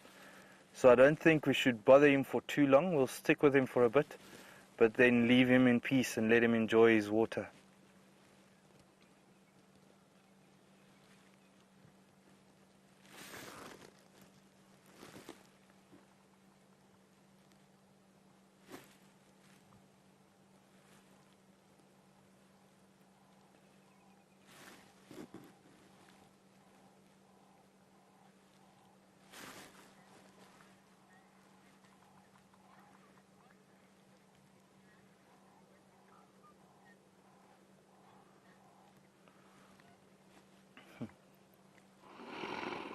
Rahisa in Finland, I think any interaction with predators, be it lion and leopard or lion and hyena, leopard and hyena, they always good entertainment as long as both stories end in a happy way.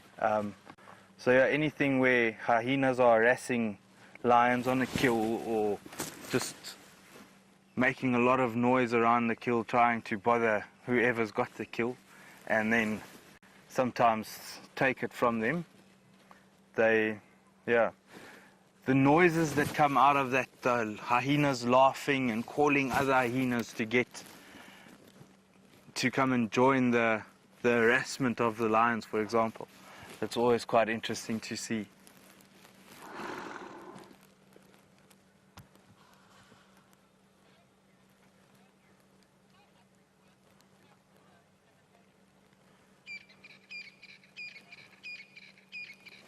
Megan, if I remember correctly, hippos have a gestation period of about 9 months, and I would guess that they'd look after their young for about 2 years, maybe a little bit longer. So in my opinion, on an average of maybe 3-4 years that they'll have young, if the conditions and everything suits them well.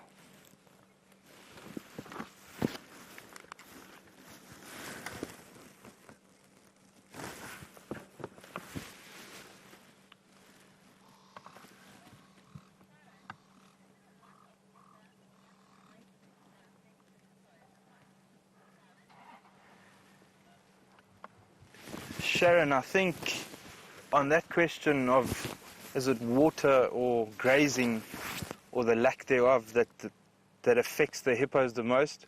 I would say grazing. If there's no food, they don't get the nutrients that they need, so that's where the real trouble comes.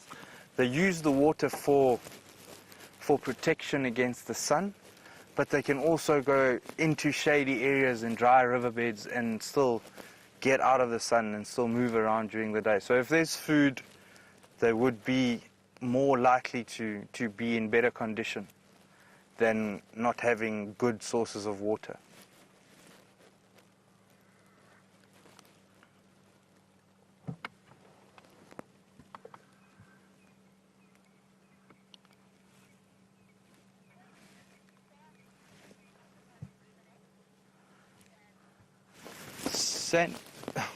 Sandy, hippos do not ruminate.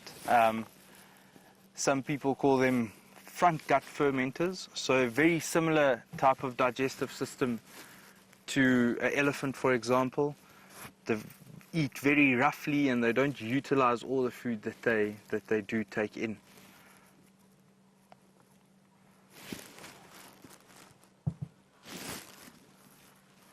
What we'll do, I'll have a look as we drive off where this guy comes out of the water and he starts feeding at night. Often they defecate, and yeah, males will have a territorial marking and they spray their dung around quite a bit. We'll look for some dung and see if we can show you a bit of the dung and how rough it is, and you'll see it looks very similar to elephant dung, the kind of size and shape.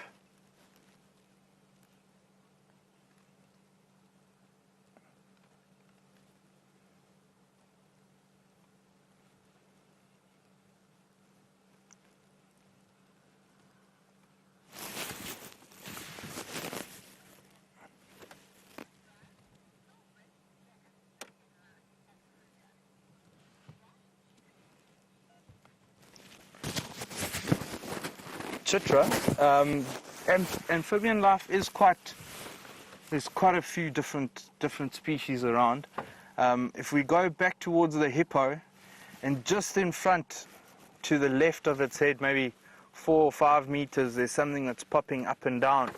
There's a terrapin, and that's a water-living tortoise, you could say.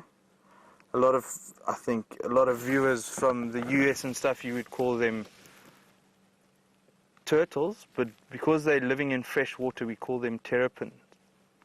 And these guys, they'll feed off anything around bugs. I've seen them eating ticks off buffalo lying in the water and just waiting for a meal to come past.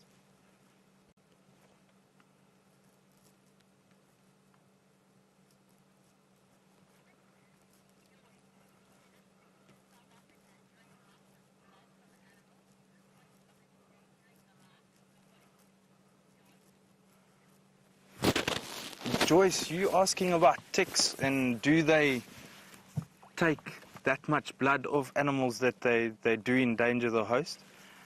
Not really.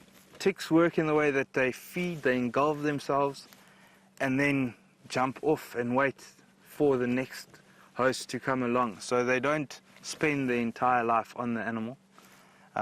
They'll feed, fill themselves up, and jump off.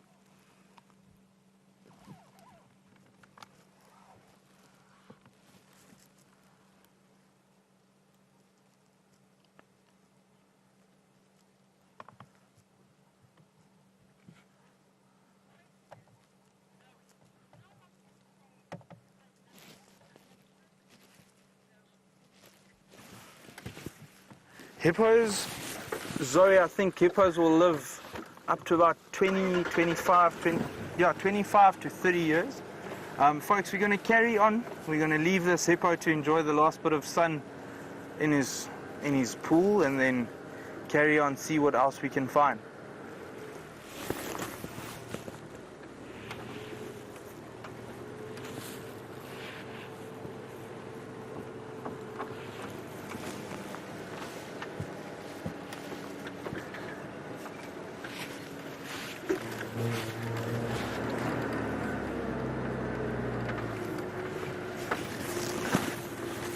you look at this bush in front of us, as we drive closer, you'll see it's got a bit of a dark color to it, and then you'll also be able to see the hippo dung and how it is scattered all over the leaves.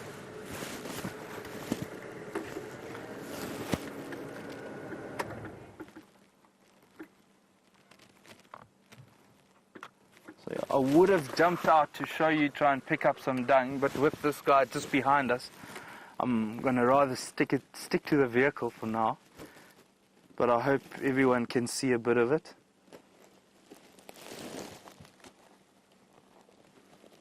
There we go, you can see a bit of roughage there. Very similar texture to elephant.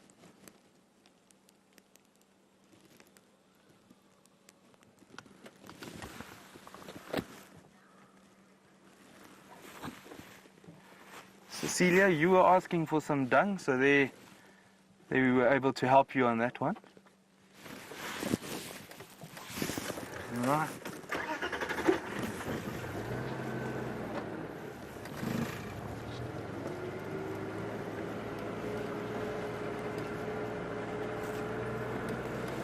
Folks, what I'm going to try and do, I want to try and head to an area where we can have a bit of a look at the sun setting. We've got about 10 or 15 minutes left of sun. We'll try and find a nice ridge or something to sit on and just enjoy the last bit of rays as it closes another beautiful day in Africa.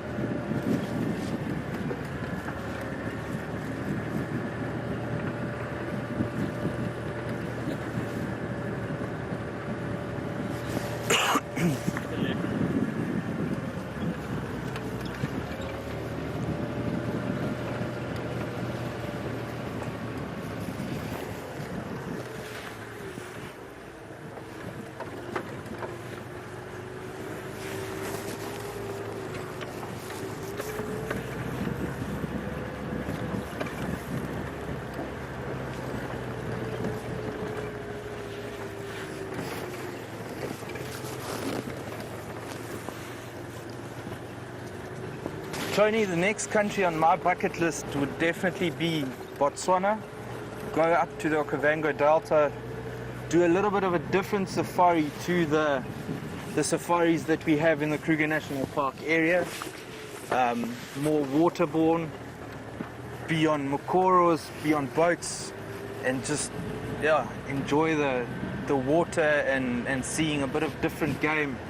Animals like lechwe and apparently big elephant bulls around that as well. Also pretty excited and getting the plans going to go and look at those areas.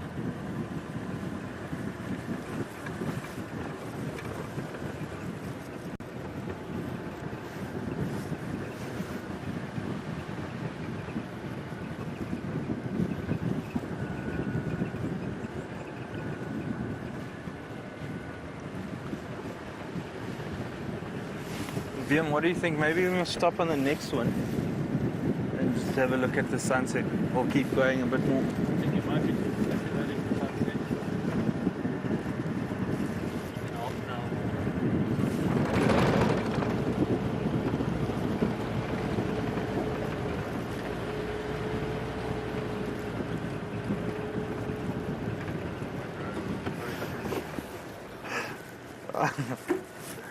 Folks, you can keep the questions rolling on Safari Live, hashtag Safari Live. Hopefully I can answer a few more.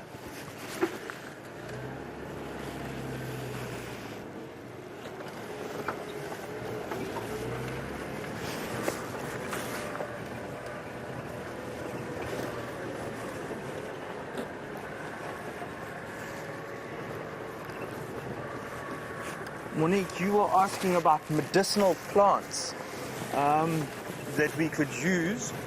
Well, the bush is like a pharmacy. There's a bit of everything. Each plant will almost have something that you can use. From oil to rub your back if you've got backache, to something that helps to relieve a headache. And then even toilet paper. This is a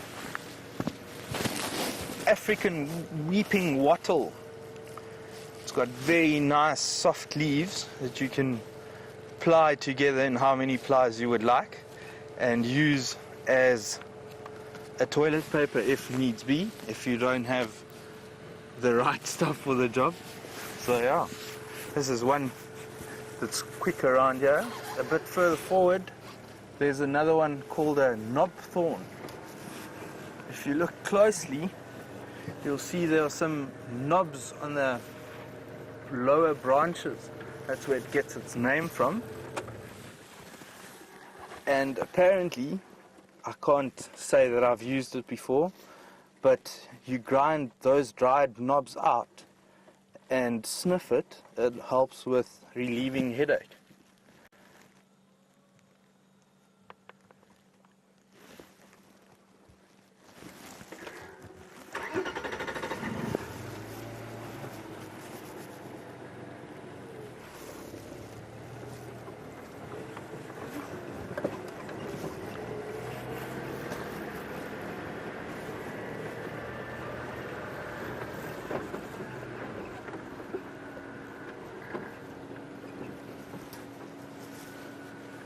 If you look at this plant here, this is called a buffalo thorn, and you can actually eat this as a salad, or you could cook it as spinach.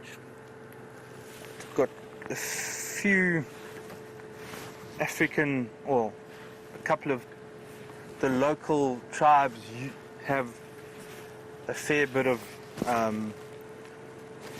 folklore around it. Vim, I don't know if you want to try a leaf.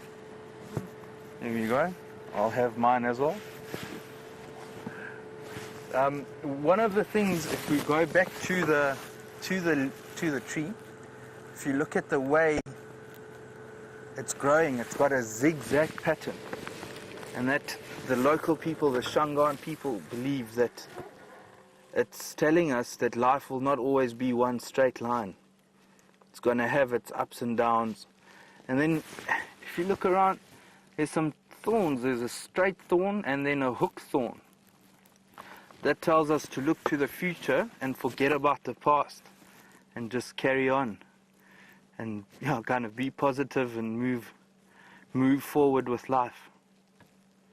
Liam, how's the salad? I'm not a big fan of salad. All right.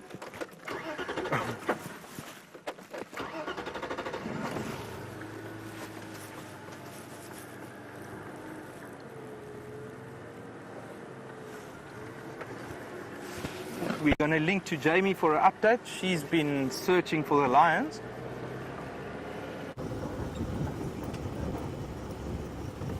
I'm busy searching for lions. I know that the lions are somewhere here. I just can't find exactly where they are.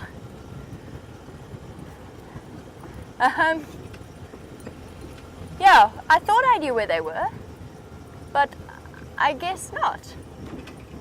Still checking. Oh, there we go. Here we go. We can make our way in. Shanae, can I come join you there?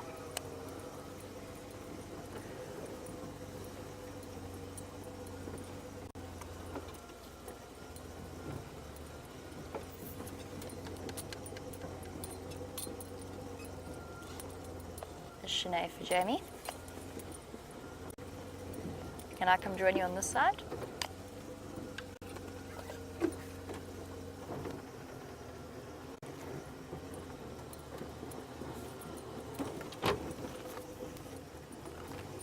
Alright, let's make our way in and see the Matimba males for the first time in a considerable period of time.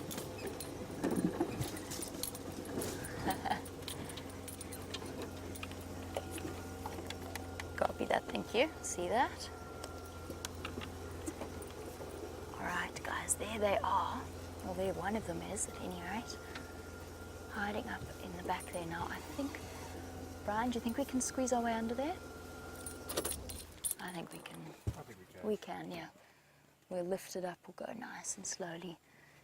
There he is on his buffalo carcass. Alright. So Shanae gave us a really kind warning about the fact that we're going to struggle to squeeze our way through and underneath that particular tree. Let's give it a go and see if we can't get in.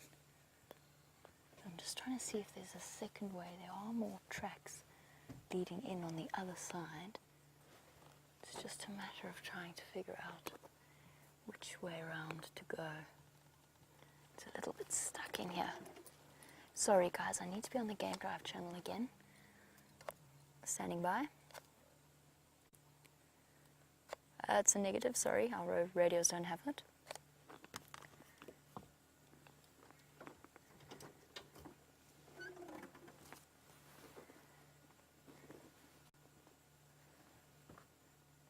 Okay. Let's try it. Should we go, Brian? Let's give it a go. We might need to just pop ourselves. We've got the zoom.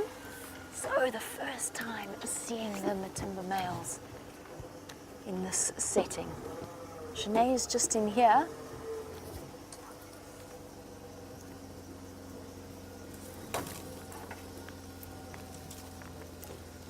Okay.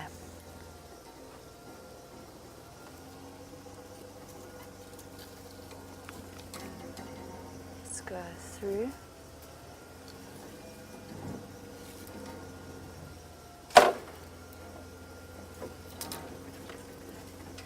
I don't want to hit Brian, so I'm going to try to catch this first.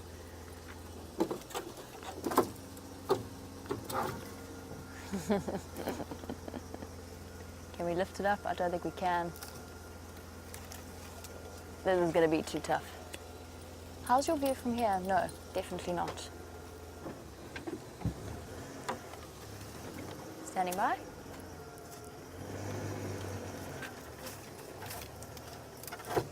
Here we go. Almost, but not quite. Okay, thank you. Shanae saying just try the other side, which is exactly what we're going to do.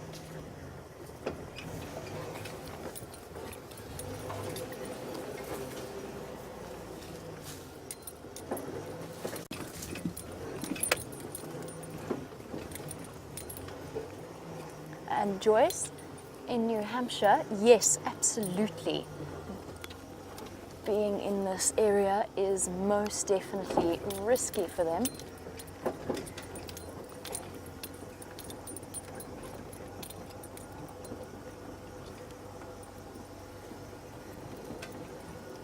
Okay, let me just go in slowly. Sorry, Joyce. I will fully answer your question in one moment. We try and sneak our way in here.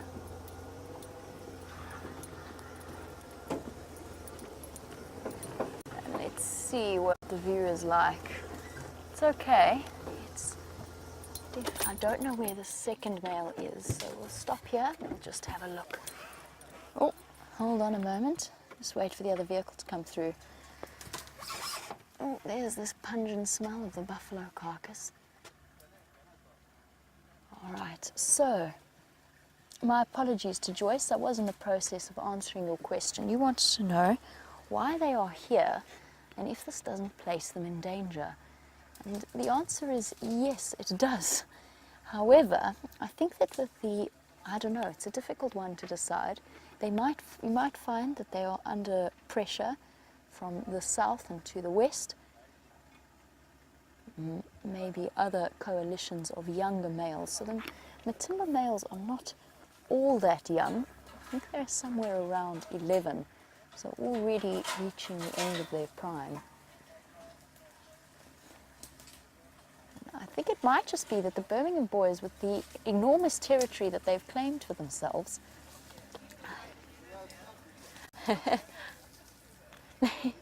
no, it wouldn't. Sorry guys, let me just chat to Shanae. I thought we could shift it up and over, but it definitely wasn't going to work. Yeah. Cheers guys.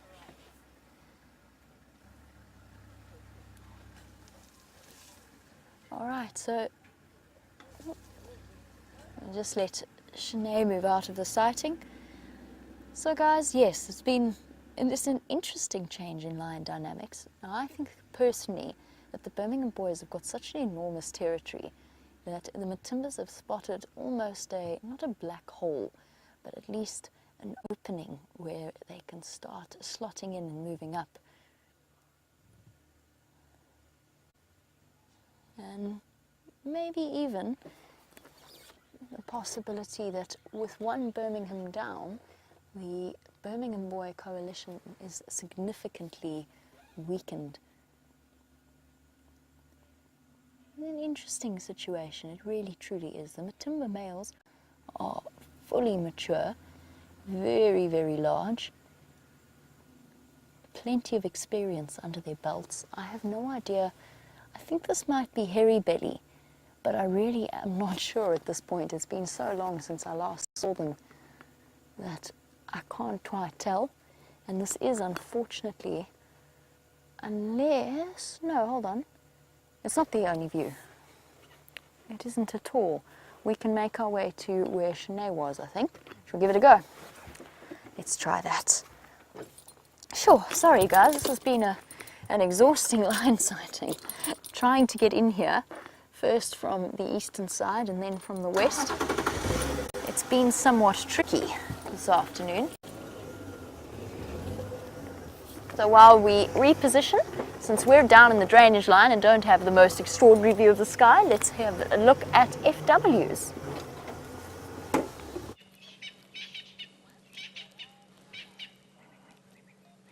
Alright folks, we found the perfect spot for the last bit of sun rays and just enjoy this beautiful sunset.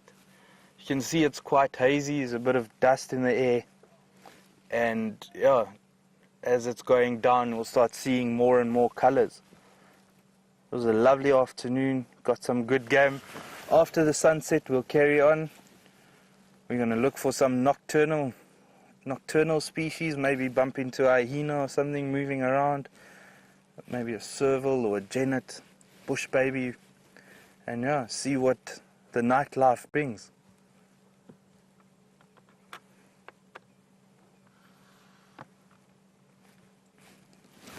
I think let's take 1 or 2 minutes, just enjoy a bit of silence in the bush, recap of the day, and then we'll carry on.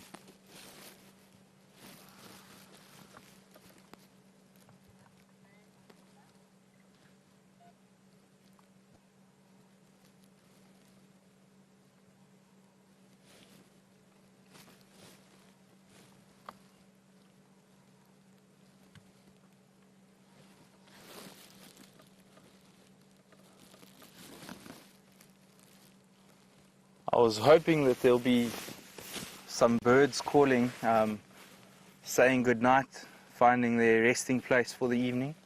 Normally a few franklin species or spurfowl species calling. It's fairly quiet still for the moment, but as soon as I start hearing them I'll let you know which ones are saying goodnight.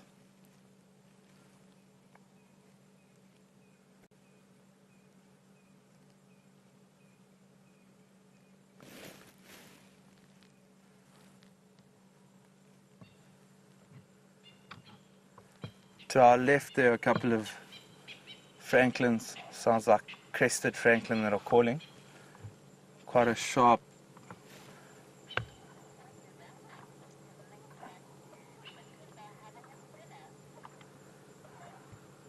Alright folks, let's carry on. We'll see you after sunset again. We're going to head back to Jamie. She's repositioned and ready for you with the Matimbas. Here we go. We have got you a far better view of what is happening here. I have no idea where the other Matimba male is. They both were here this morning. This, as you may have guessed by our dramatic entrance, is not the easiest spot in the world to navigate through, particularly not when you are or have a very large antenna at the back of your vehicle. But we've got one of the first views of the Matimbas.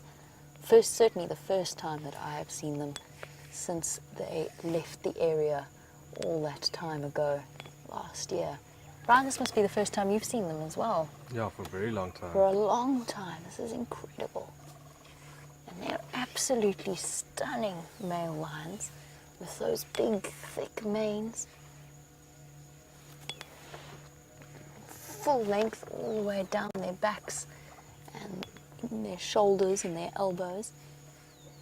Come from a much larger stock than the Birmingham boys. And they are so close to the lodge. I know that we had the question about where they are exactly. So we're really, really close, so close that we can actually hear the staff busy working in the lodge themselves. Shame, and there's another vehicle that's trying to make their way into the sighting, but they can't see us, especially with our dark green vehicle and with our white high antenna hidden. And as you can see, they have caught themselves what looks like a big female buffalo. And he is currently licking away to strip the fur from the skin to create an easier access point where he can dig his teeth in. There we go. They don't really want to eat the fur, but that does clear it away. And if those of you with pet cats at home, you're familiar with how rough their tongues are. A lion's is even more so. Those very sharp, pointed, very thick spines. Station approaching the Singala sighting.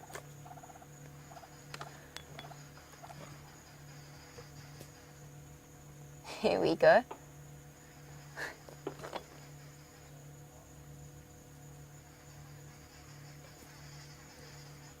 Okay, copy that, thank you. All right, I've got your visual.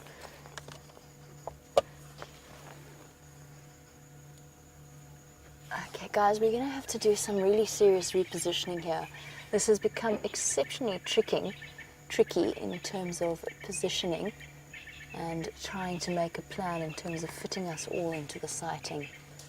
And my apologies for the slight confusion that's happening here and the slight amount of chaos as we all play a game of Tetris in a very, very dense area. And there is another vehicle that's already making its way in. However, we have nicked the best view for now, but we're going to stay here for a while. We'll enjoy the best of the sighting for a couple of minutes and then we'll move out so that others can move in. We've got quite the history here to see this male, and many of you have only started watching in the last few months, so our joy at seeing them once again might seem a little bit strange, but these were the lions that were in control of Juma and Torchwood, the Nkuhuma Pride, the Styx Pride, the fathers of Junior and the Nkuhuma sub-adults, and many others. And it was only when the Birmingham boys moved in, and only because they had a massive number advantage, that they were able to, oh wow, look at those eyes, that they pushed the timber males out and further south towards Londolozi.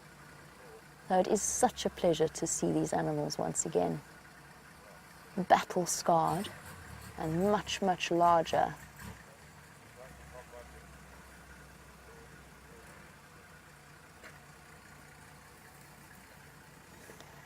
Guys, just bear with me 1 second. I just want to have a look and see if we are going to manage this. I just need to chat with some of the other guides and just see, although they seem to be managing.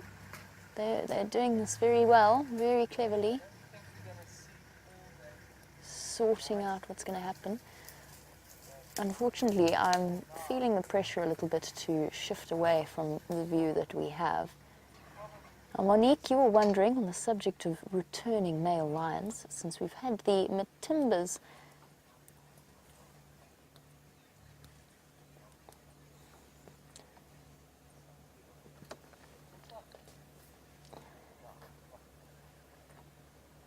Sorry guys, I'm just listening to the organisation of this Tetris arrangement.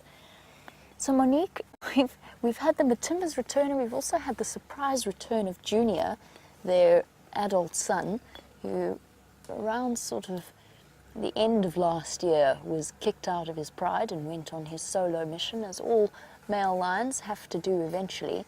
You were wondering what would happen if he met up with the Matimbas now. Would they recognise him as their son? It's always one of those complex little issues of adulthood and survival. They don't want Junior around. Let's make this perfectly clear. Their natural instinct is to not tolerate Junior because, and I'll tell you why, because Junior's instinct would be to mate with whatever available female would be there, which would include his mother, his sisters, his cousins. So natural lion dynamics have evolved so that the fathers are less keen to have their sons around. How's it? How are you? Can you see from there? Sorry, we'll be here for another couple of minutes, then we'll pull out and you guys can shuffle around. Thank you.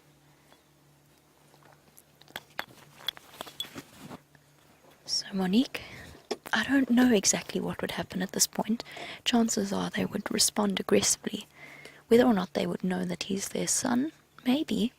I think there's a good chance that they would recognize him, but tolerate him is another question. I don't think they'd be terribly keen on seeing them back here. Question is, what is going to happen tonight? That is what I would like to know. And to be a fly on the wall, or maybe not a fly on a wall, maybe an owl in a tree, to watch how this situation is going to play out. He does seem not nervous, but constantly alert, looking around and about. They are right in the centre. Not quite in the centre. They're right, but they are far enough into Birmingham boy territory for this to be a risky decision. Now, 2 Matimbas against 2 Birmingham boys would be interesting, but 4 Birmingham boys against 2 Matimbas would hardly be a fair fight, and chances are the Matimbas would do exactly what they have done, or what they did do in the very beginning, which was escape from that area and run further south. To the best of our knowledge, there was never a clash between the Birminghams and the Matimbas, but that, of course, might not be the case. It may well be that they clashed at some point with us not there to witness it. We know that the Matimba males have had altercations with the Majingilani males. Okay guys, this is a sighting that is very much in demand. There's still lots and lots of people waiting to make their way in, so we're only going to spend another few moments with them, and I know it's so tough because we haven't seen them in ages, but we've just got to hope that they decide to come through to us.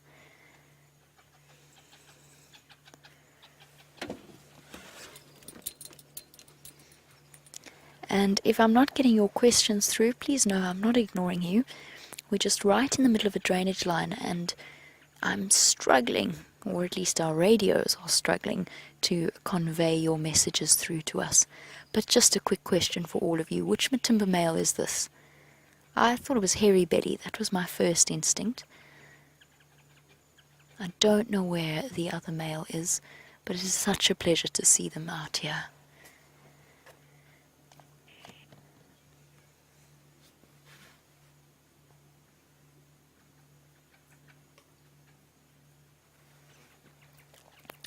Okay guys, one last look at the Matimba male that we have hardly seen in a considerable period of time, and then it's time for us to take our leave.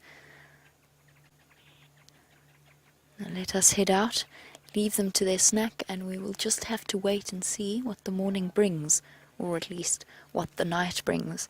But for those of you who watch the Arathusa Dam camera, this would be a very, very good evening. I'm going to send you across to FW, who's got a hippo out of water, and we're going to say goodbye to our Matimba male.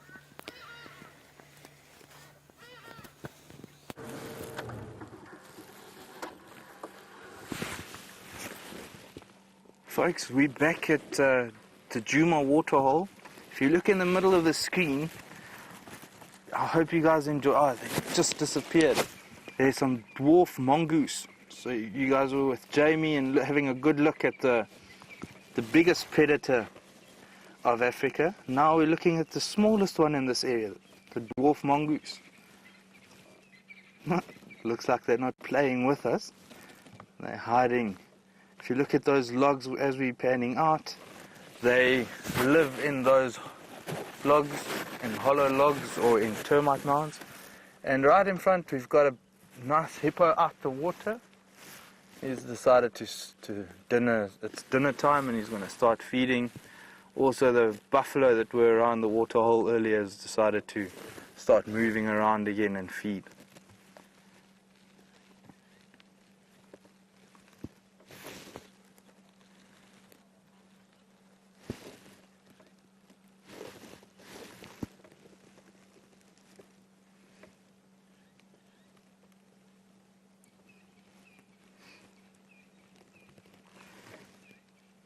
If you think back from earlier when we saw the other two buffalo, how delicate they worked with their tongue to get the food, to pull the grass out. And then if you look at the hippo, how he just chomps away, trying to get every bit of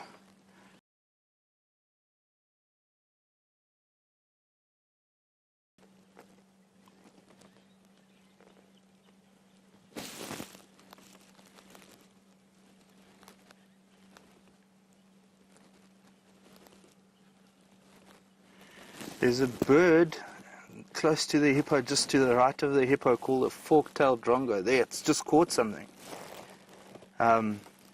They'll follow these big animals around in the bush, and as they're disturbing insects, they'll just jump down and grab them.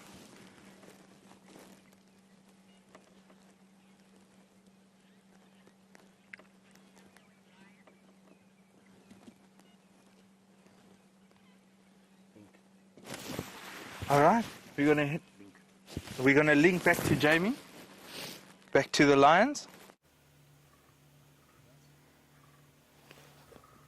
Oh, I can't keep you here for very long. We do have to leave right away, but I just had to bring you back for the arrival of the second Matimba male, who has got quite the considerable limp.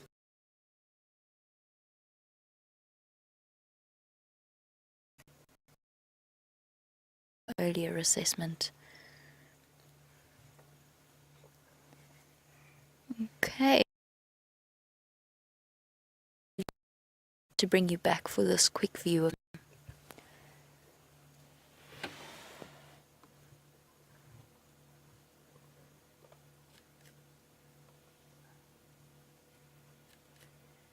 Okay. Time for us to go. While we do, oh, a little bit of aggression there. While we leave, I'm going to send you back across to FW.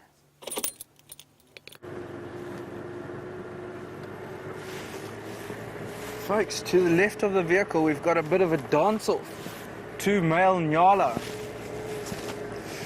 You look closely, they've got a bit of hair standing erect and a very funny posture, and trying to figure out who's the more dominant one of the two, the strongest one of the two, and see who's going to be the lucky guy to get the mating rights. Now animals will, especially the spiral horn animals, will do this quite often to avoid physical fighting, because as you know, out here, if you get injured, there's a very good chance you're going to become someone's meal. So these guys, before even touching each other, will often finish the fight without having any physical contact, just showing dominance by which one is the most impressive. Maybe it's something we can learn from if you think about brawls and stuff like that. The stands are more powerful than the sword. Yeah.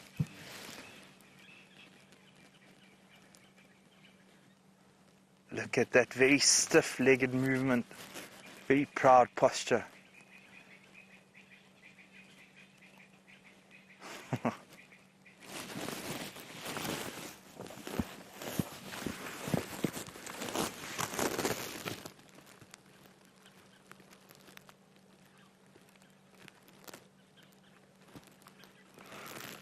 beautiful males. Both are fairly big males. If you look at the horns, if we can get close to the horns, if you look at the tip of the horns, they've got white markings, or well, not markings, but they've worked down to a white. We could call that, yeah, even they have a bit of ivory.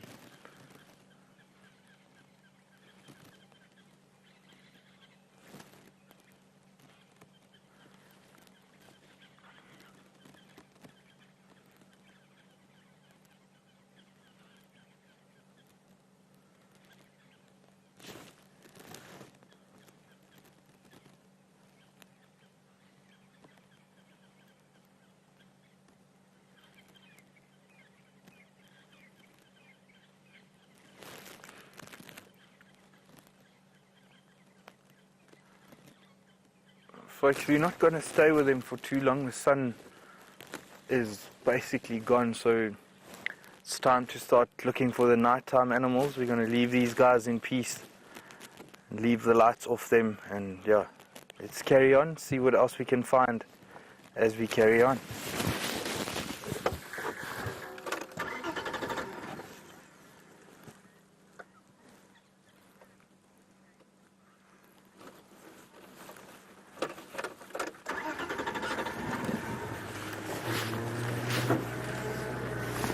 Alice in Ohio is asking for a story of one of my scariest experiences. I would take that back to lion again as a rookie guide, still wet behind the ears. I thought I was able to track a lion and be brave enough to stare it in the face. Well, turned out I wasn't. Got a bit of a hello, more a louder hello from the lion, and yeah, had to make my way out of the area quite quickly and just gather myself. I had to put up a brave face, although I was pale in the face, telling my guests we had found them, the lions, and we were going to go have a look, but I couldn't get a word out for about 10 minutes. So that must have been my scariest experience, that I thought, oh, why did I choose living with all these wild and dangerous creatures?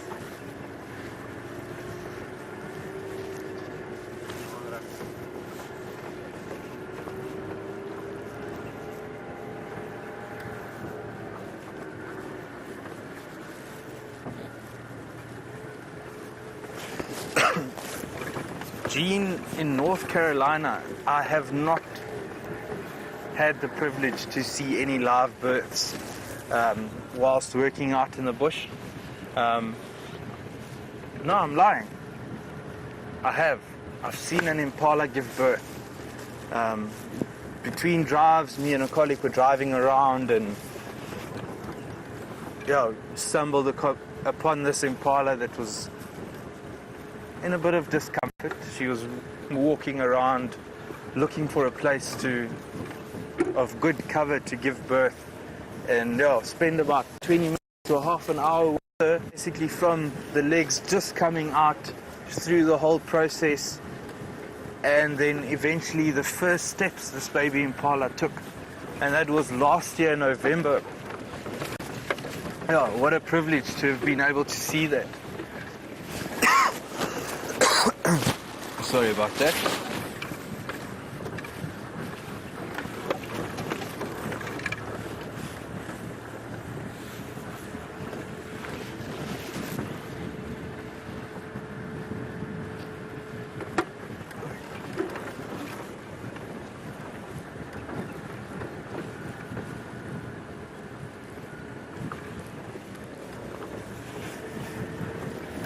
Aaron, you're asking about a roan antelope.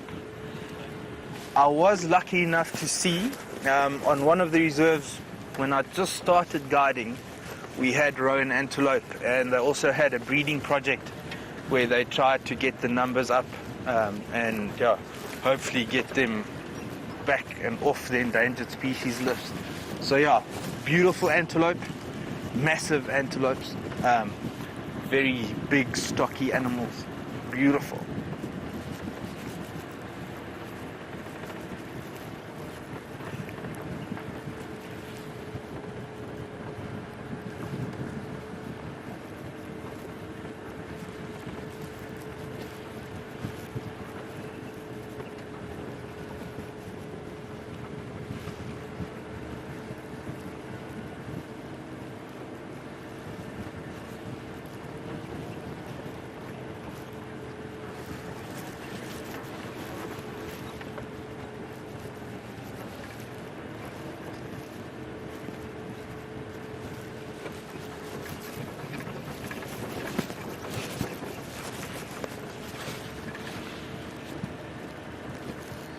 folks, I think I'm going to start getting the spotlight out, start looking around, see maybe if we spot a bush baby up in a tree or something like that. So excuse me for a few seconds.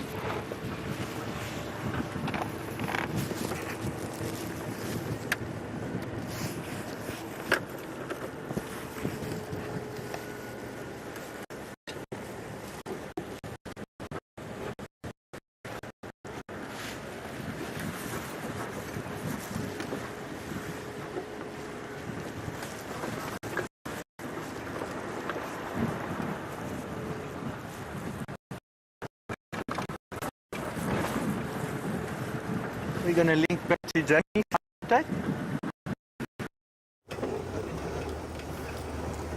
So guys, incredibly exciting that we got to see those lions.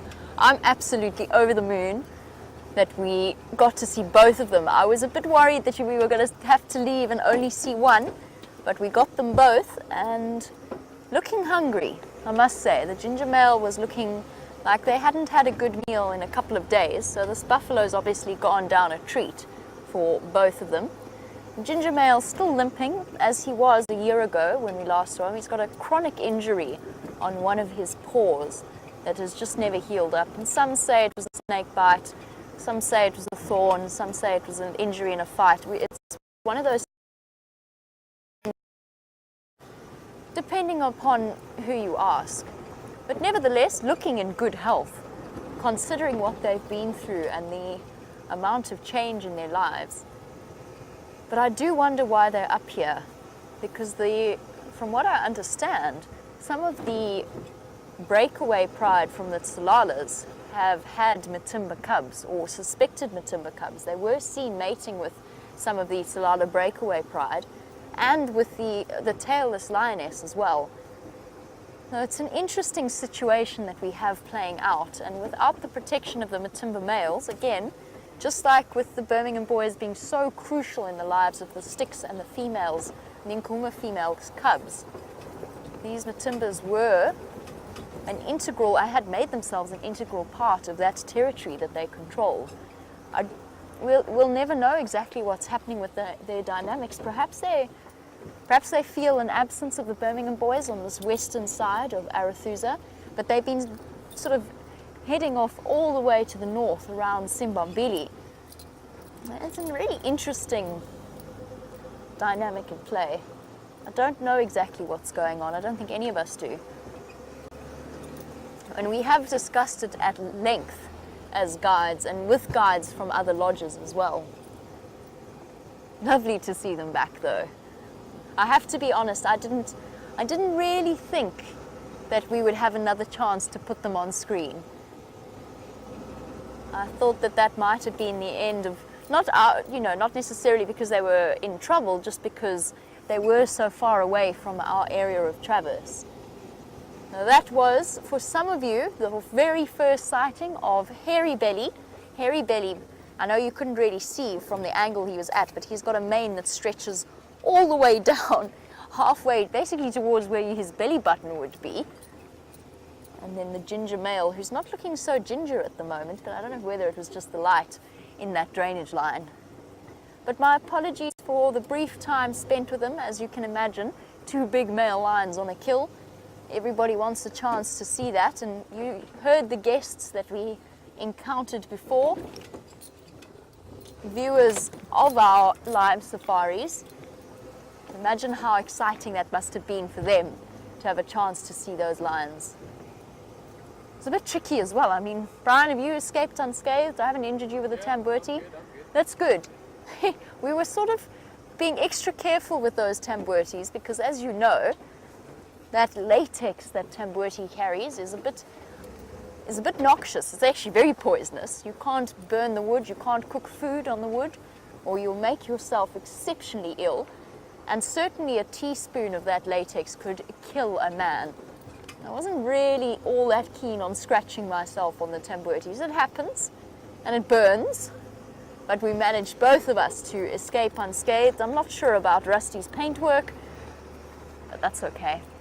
Paint is there to be scratched, in my opinion, on vehicles, that is. Don't tell Graham or Steph I said that.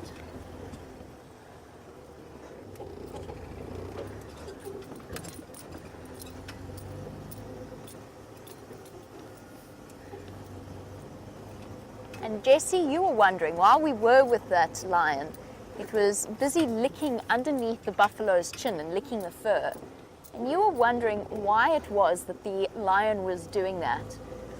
So the lions had eaten most of the easiest part of the carcass. I know it was difficult for you to see from your perspective, but a lot of the exciting parts of the meat for the lions had gone. All of the internal organs, heart, liver, lungs, the parts that they go for first, and then the muscly rump. It means that the lions were attempting to get into the other parts of the buffalo. And you could see there they were so hungry that the hairy belly male was still growling at ginger veined male, even though he had clearly eaten his fill. Competition has been fierce, but Jesse, what he was doing there is stripping the hair away from the buffalo's skin so that he doesn't have to consume as much as he might otherwise. So sometimes leopards do it as well, but leopards will also pluck. But lions have incredibly rough tongues that they can scrape away that fur, which does mean that they ingest fur naturally. They would do anyway. And when they first get to a carcass, when they first make a kill, often you'll find that they're so ravenous that they don't even bother with that stage. But now, with a buffalo in hand, so to speak, they can afford the time to just sit and lick away at it. Birmingham boys, just to give you a rough idea, I don't know where two of them are. I know that the other two are on First Rock in Torchwood. We're on Arethusa. Juma is straight in front of us, so to the east of us, and Torchwood is on the other side of Juma. And if I had to guess at a distance in a straight line, I would say that they are probably around, let me just try work this out quickly as accurately as possible. 7, maybe 8 kilometers away from the Matimba males. Now the Matimba males, I would guess, are going to be very, very quiet. None of those deep, full-bellied roars that the Birmingham boys are currently offering us every single night.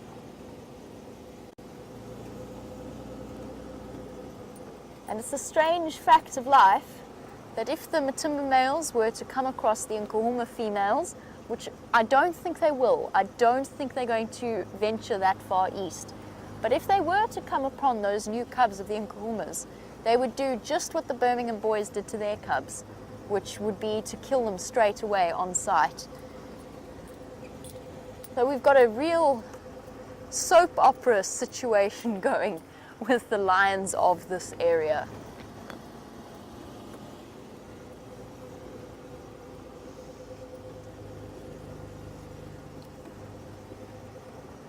Now, Joan, you were wondering on that subject of the new cubs, where they are in relation to the Matimba males. So, Joan, the Nkuhumas have, we suspect one den site is at the Juma Dam or close to the Juma Dam.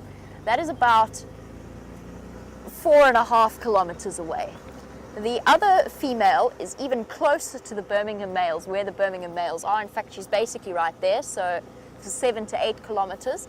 The sticks are far away. Cheetah Plains, they were to the far south of Cheetah Plains, on the boundary, the corner of Cheetah Plains, Annette's and Mala Mala. That's where the Styx females were last with their cubs. So they've got an even greater distance than the Nkuhumas. My suspicion would be that the Matimbas are going to stay well away from venturing that far east.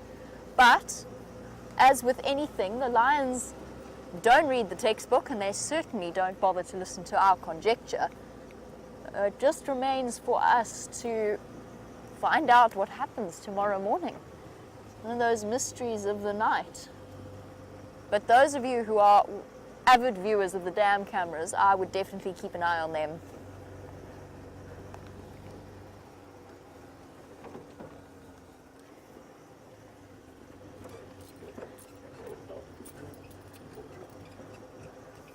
As we make our way back onto Juma, as the evening starts to draw to a close, just to go back to the lions and their licking habits of their prey.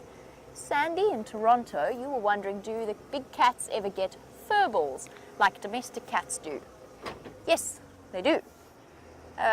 They do often cough things up, and you'll often find, in fact you will always find, in a lion scat you will find a high quantity of hair in their excrement, so in their scat, except just after a meal. So that the very first thing a lion does is they eat the very rich liver, kidneys, any organs like that. That's actually quite pretty, isn't it, Brian, with the moon? Shall we stop here for a moment? Whew. Give Jamie a momentary breather after that interesting off-road driving.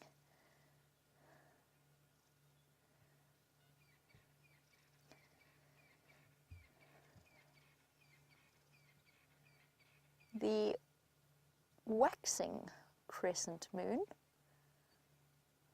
hanging in the sky like a sliver of silver.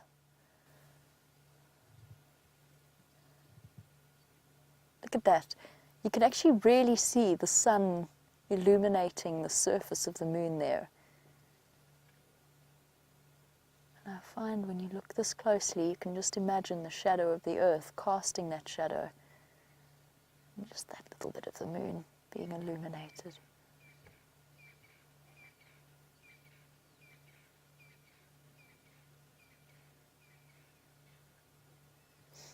Like the Cheshire Cat grin in Alice in Wonderland.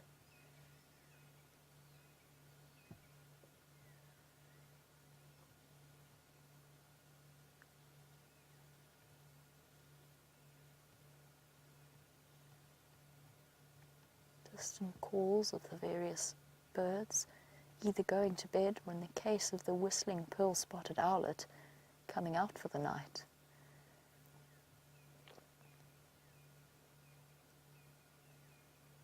Beautiful. Something about the silhouette of dead trees that is always particularly striking. Now, having gone from talking about lion scat to that incredible view, we're going to go from that incredible view back to talking about lion scat, because I hadn't quite finished my thought process there, so my apologies for the abrupt change in conversation topics.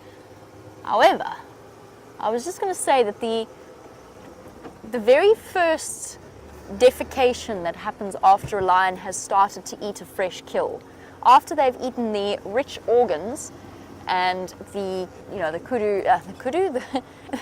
kidneys and the liver and so on, the first thing that happens to those lions is they tend to get diarrhea. And Brian and myself had a very fortunate escape from a fate that is not quite worse than death. That would be an exaggeration, but it does fall pretty far up the that's absolutely revolting scale.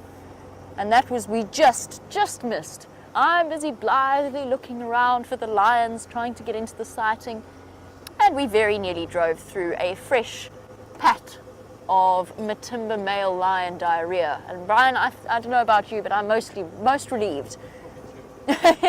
Because, actually, that's true. It was nearly the back wheel, so Brian's even more relieved. I don't feel as though we could subject poor Brian to Nigel the Inyala carcass on the back of the car and lion scat in the same week. That would really just be appalling of us.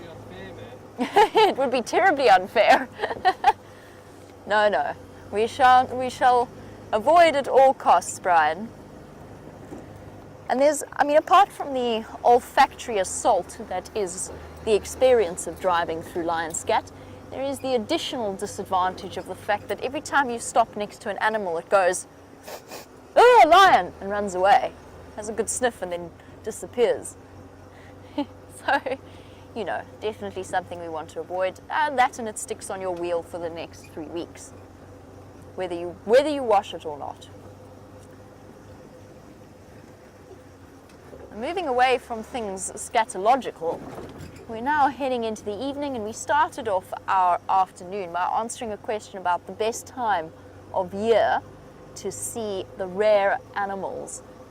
And this is one of my favorite times to drive around in winter. It is my favorite time in winter to drive around, actually, because you're just filled with the excitement of knowing that your chances of spotting a rare and nocturnal beast are much, much higher than they might otherwise be. So Dylan, this is definitely the best time to be out looking for something like, let's say, a porcupine or a civet.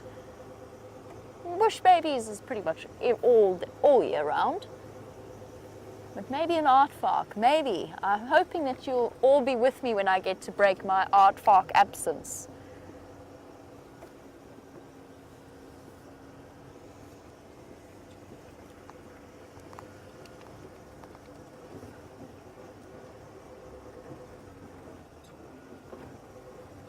Now, one of the things that we get to stop and do when you're working as a guide, and something that I have always felt really truly brings a spectacular safari experience to a close, and I've always done this when I've had a wonderful game drive, is to drive the guests out, stop the vehicles, and just talk about the stars, turn all the lights off and let them look up into the spectacular lighting that is the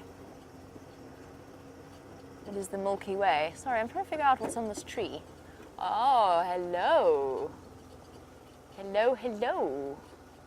Yes, little one, it's okay, you can come out. I saw you. Come on. Come on. Okay, let's just sit nice and quiet. I'm just going to drop my lights off this for one moment. Take it down a bit. Because there is a bush baby hiding in this hole. It just poked its head out as I came around the corner. Hello. Cute.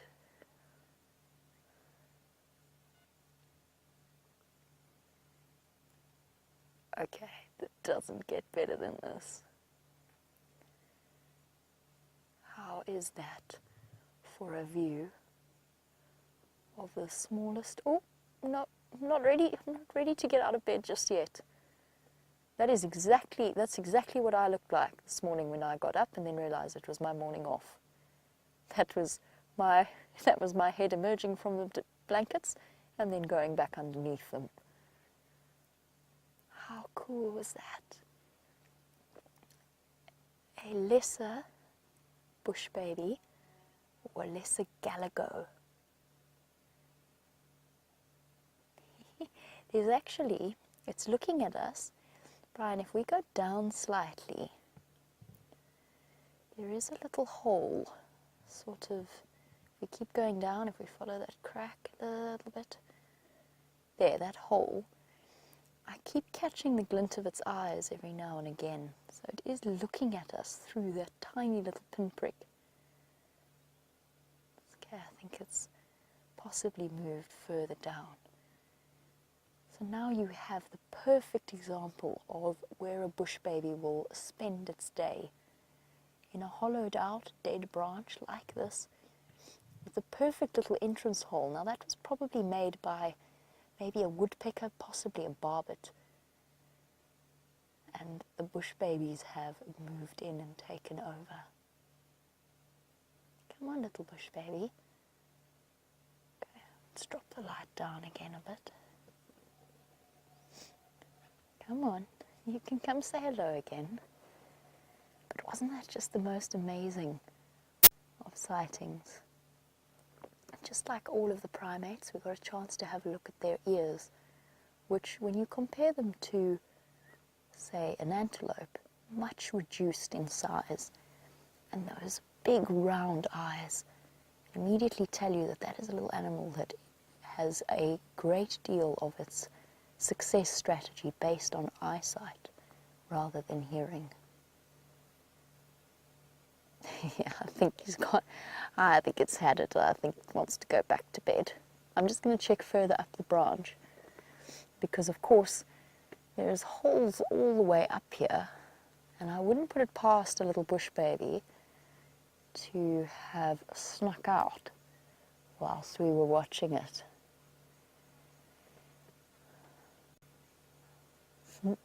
And B. Wilson, you've just said how sweet, what a wonderful bush baby sighting. Agreed, and I haven't quite given up on it just yet. Just want to sit for a moment longer.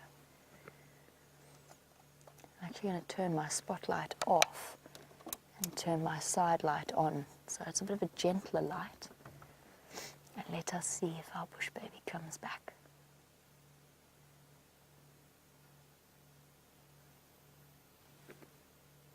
Yes, no, come on little bush baby.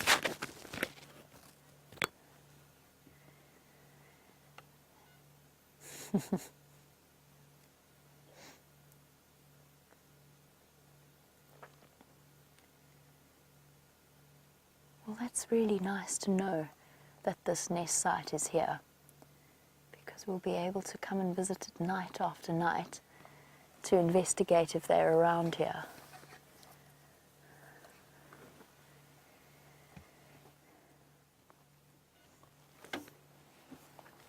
Little bush babies, you'll probably find that there could well be more than one bush baby in here, and I'm not going to move just yet. I'm going to just keep an eye on it while I chat to you.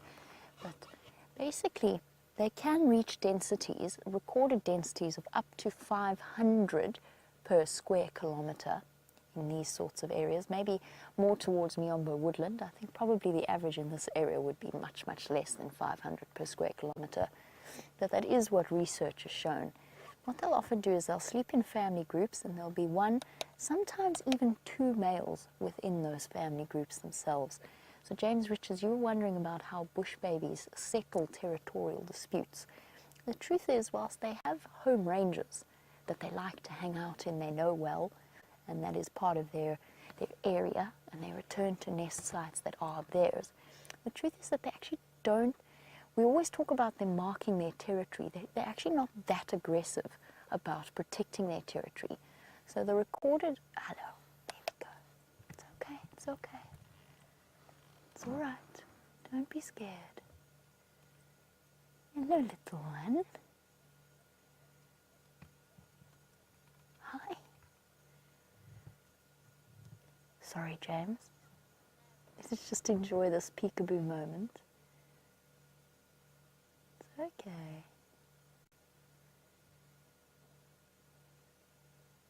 Gotta be careful, little bush baby, because I can hear a Verreaux's eagle owl somewhere out there in the distance.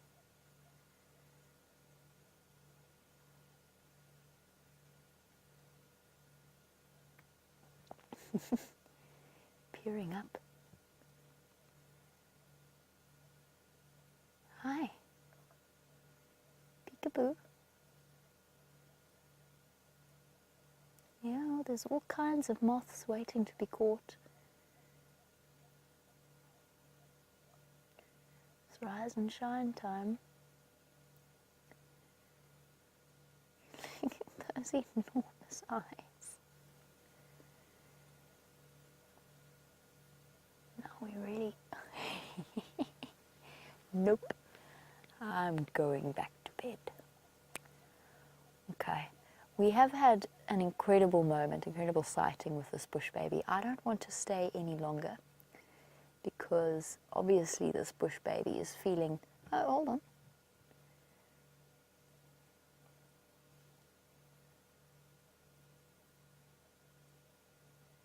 Let's see how it behaves.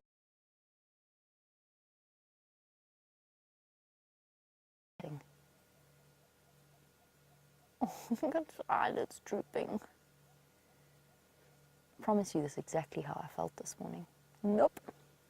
I'm done. Okay. Guys, it's time for us to go. This has been incredible, but I think we should leave it be so that it can feel comfortable enough to come out of its nesting hole and start its foraging. James, I will get back to your question before the end of the sunset safari, just to sort of finish it off quickly, actually. So they do have we always talk about them marking their territories, but it's more like they're marking their home ranges more than anything else.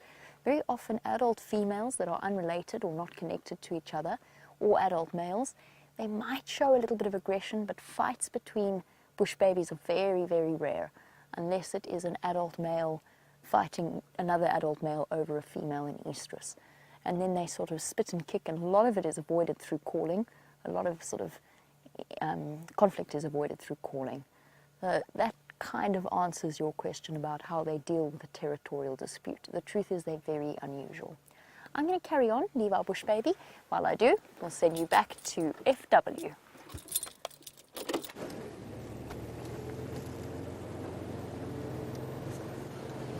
Ladies and gents, we've been driving around looking for the nighttime creatures. They've been hiding fairly well. The one thing I did pick up while we were driving now, we are where we started this afternoon. So we've done a complete circle, and over our tracks a nighttime creature has walked. Unfortunately, the tracks aren't too easy to see now, but we've had a civet that walked over our tracks, so at least we know there is a bit of activity around.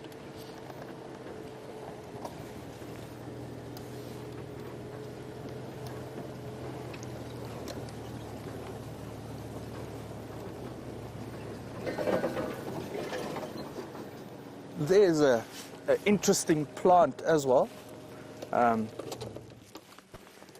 in the light there. That is called a leopard orchid. So although we didn't see the cat, at least we saw something with the name that has the same name. So yeah. And I've also been told that you could chew the shoots of the leopard orchid as a aphrodisiac.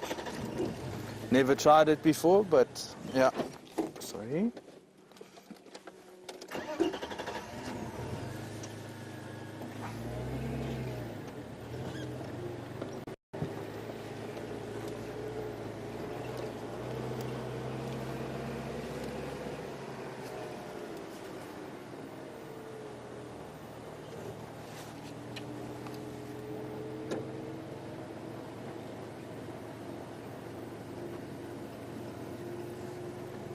Derek, your question on red lights and using them at night, you can use them.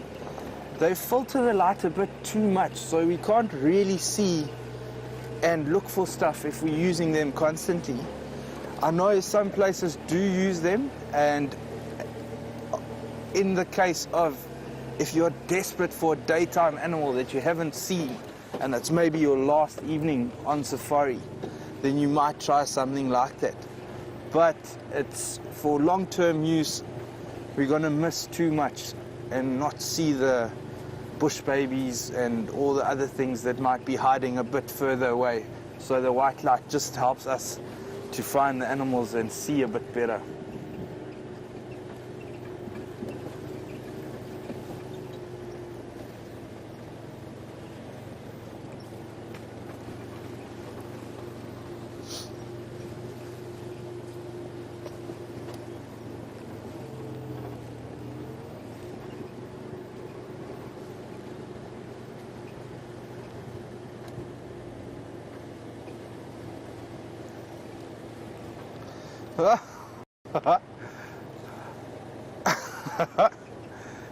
Jimby, no, I'm not the best singer or imitator of animal sounds.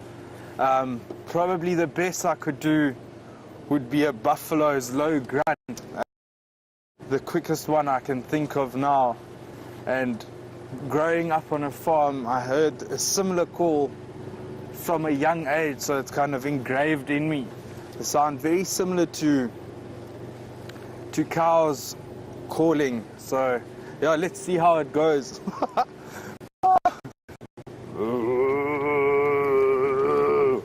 And that, yeah, you could say that's maybe when they're being attacked by lions or something, so a bit of a bellow. Yeah, the singing voice didn't really come out there.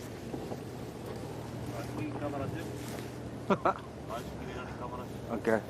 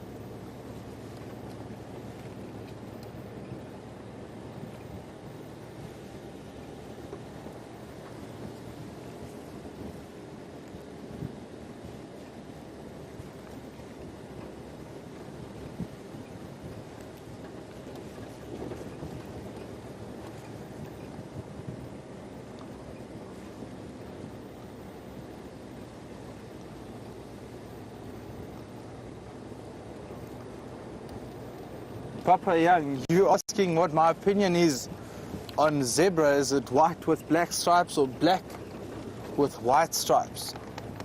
I think it is what it is, so each zebra can decide what it wants to be. But apparently, if you cut the hair off, it's actually got a grey coat.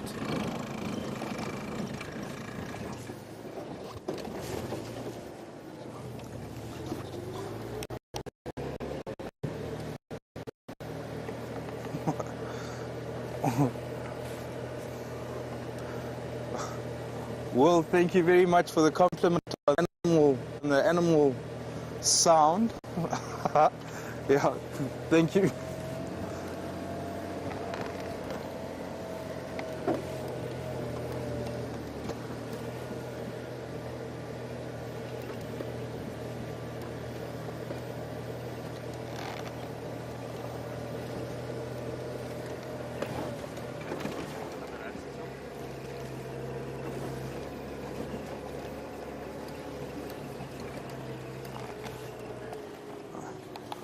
Just past a herd of elephant, they're just to the left of the vehicle. We're not going to stop and have a look at them. We'll leave that for the sunrise safari tomorrow morning.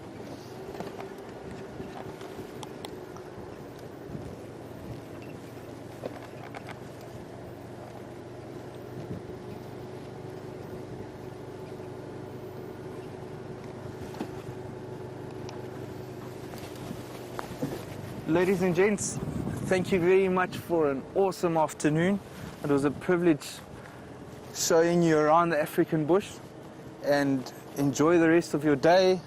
We're going to link back to Jamie and enjoy. Thank you. Bye-bye.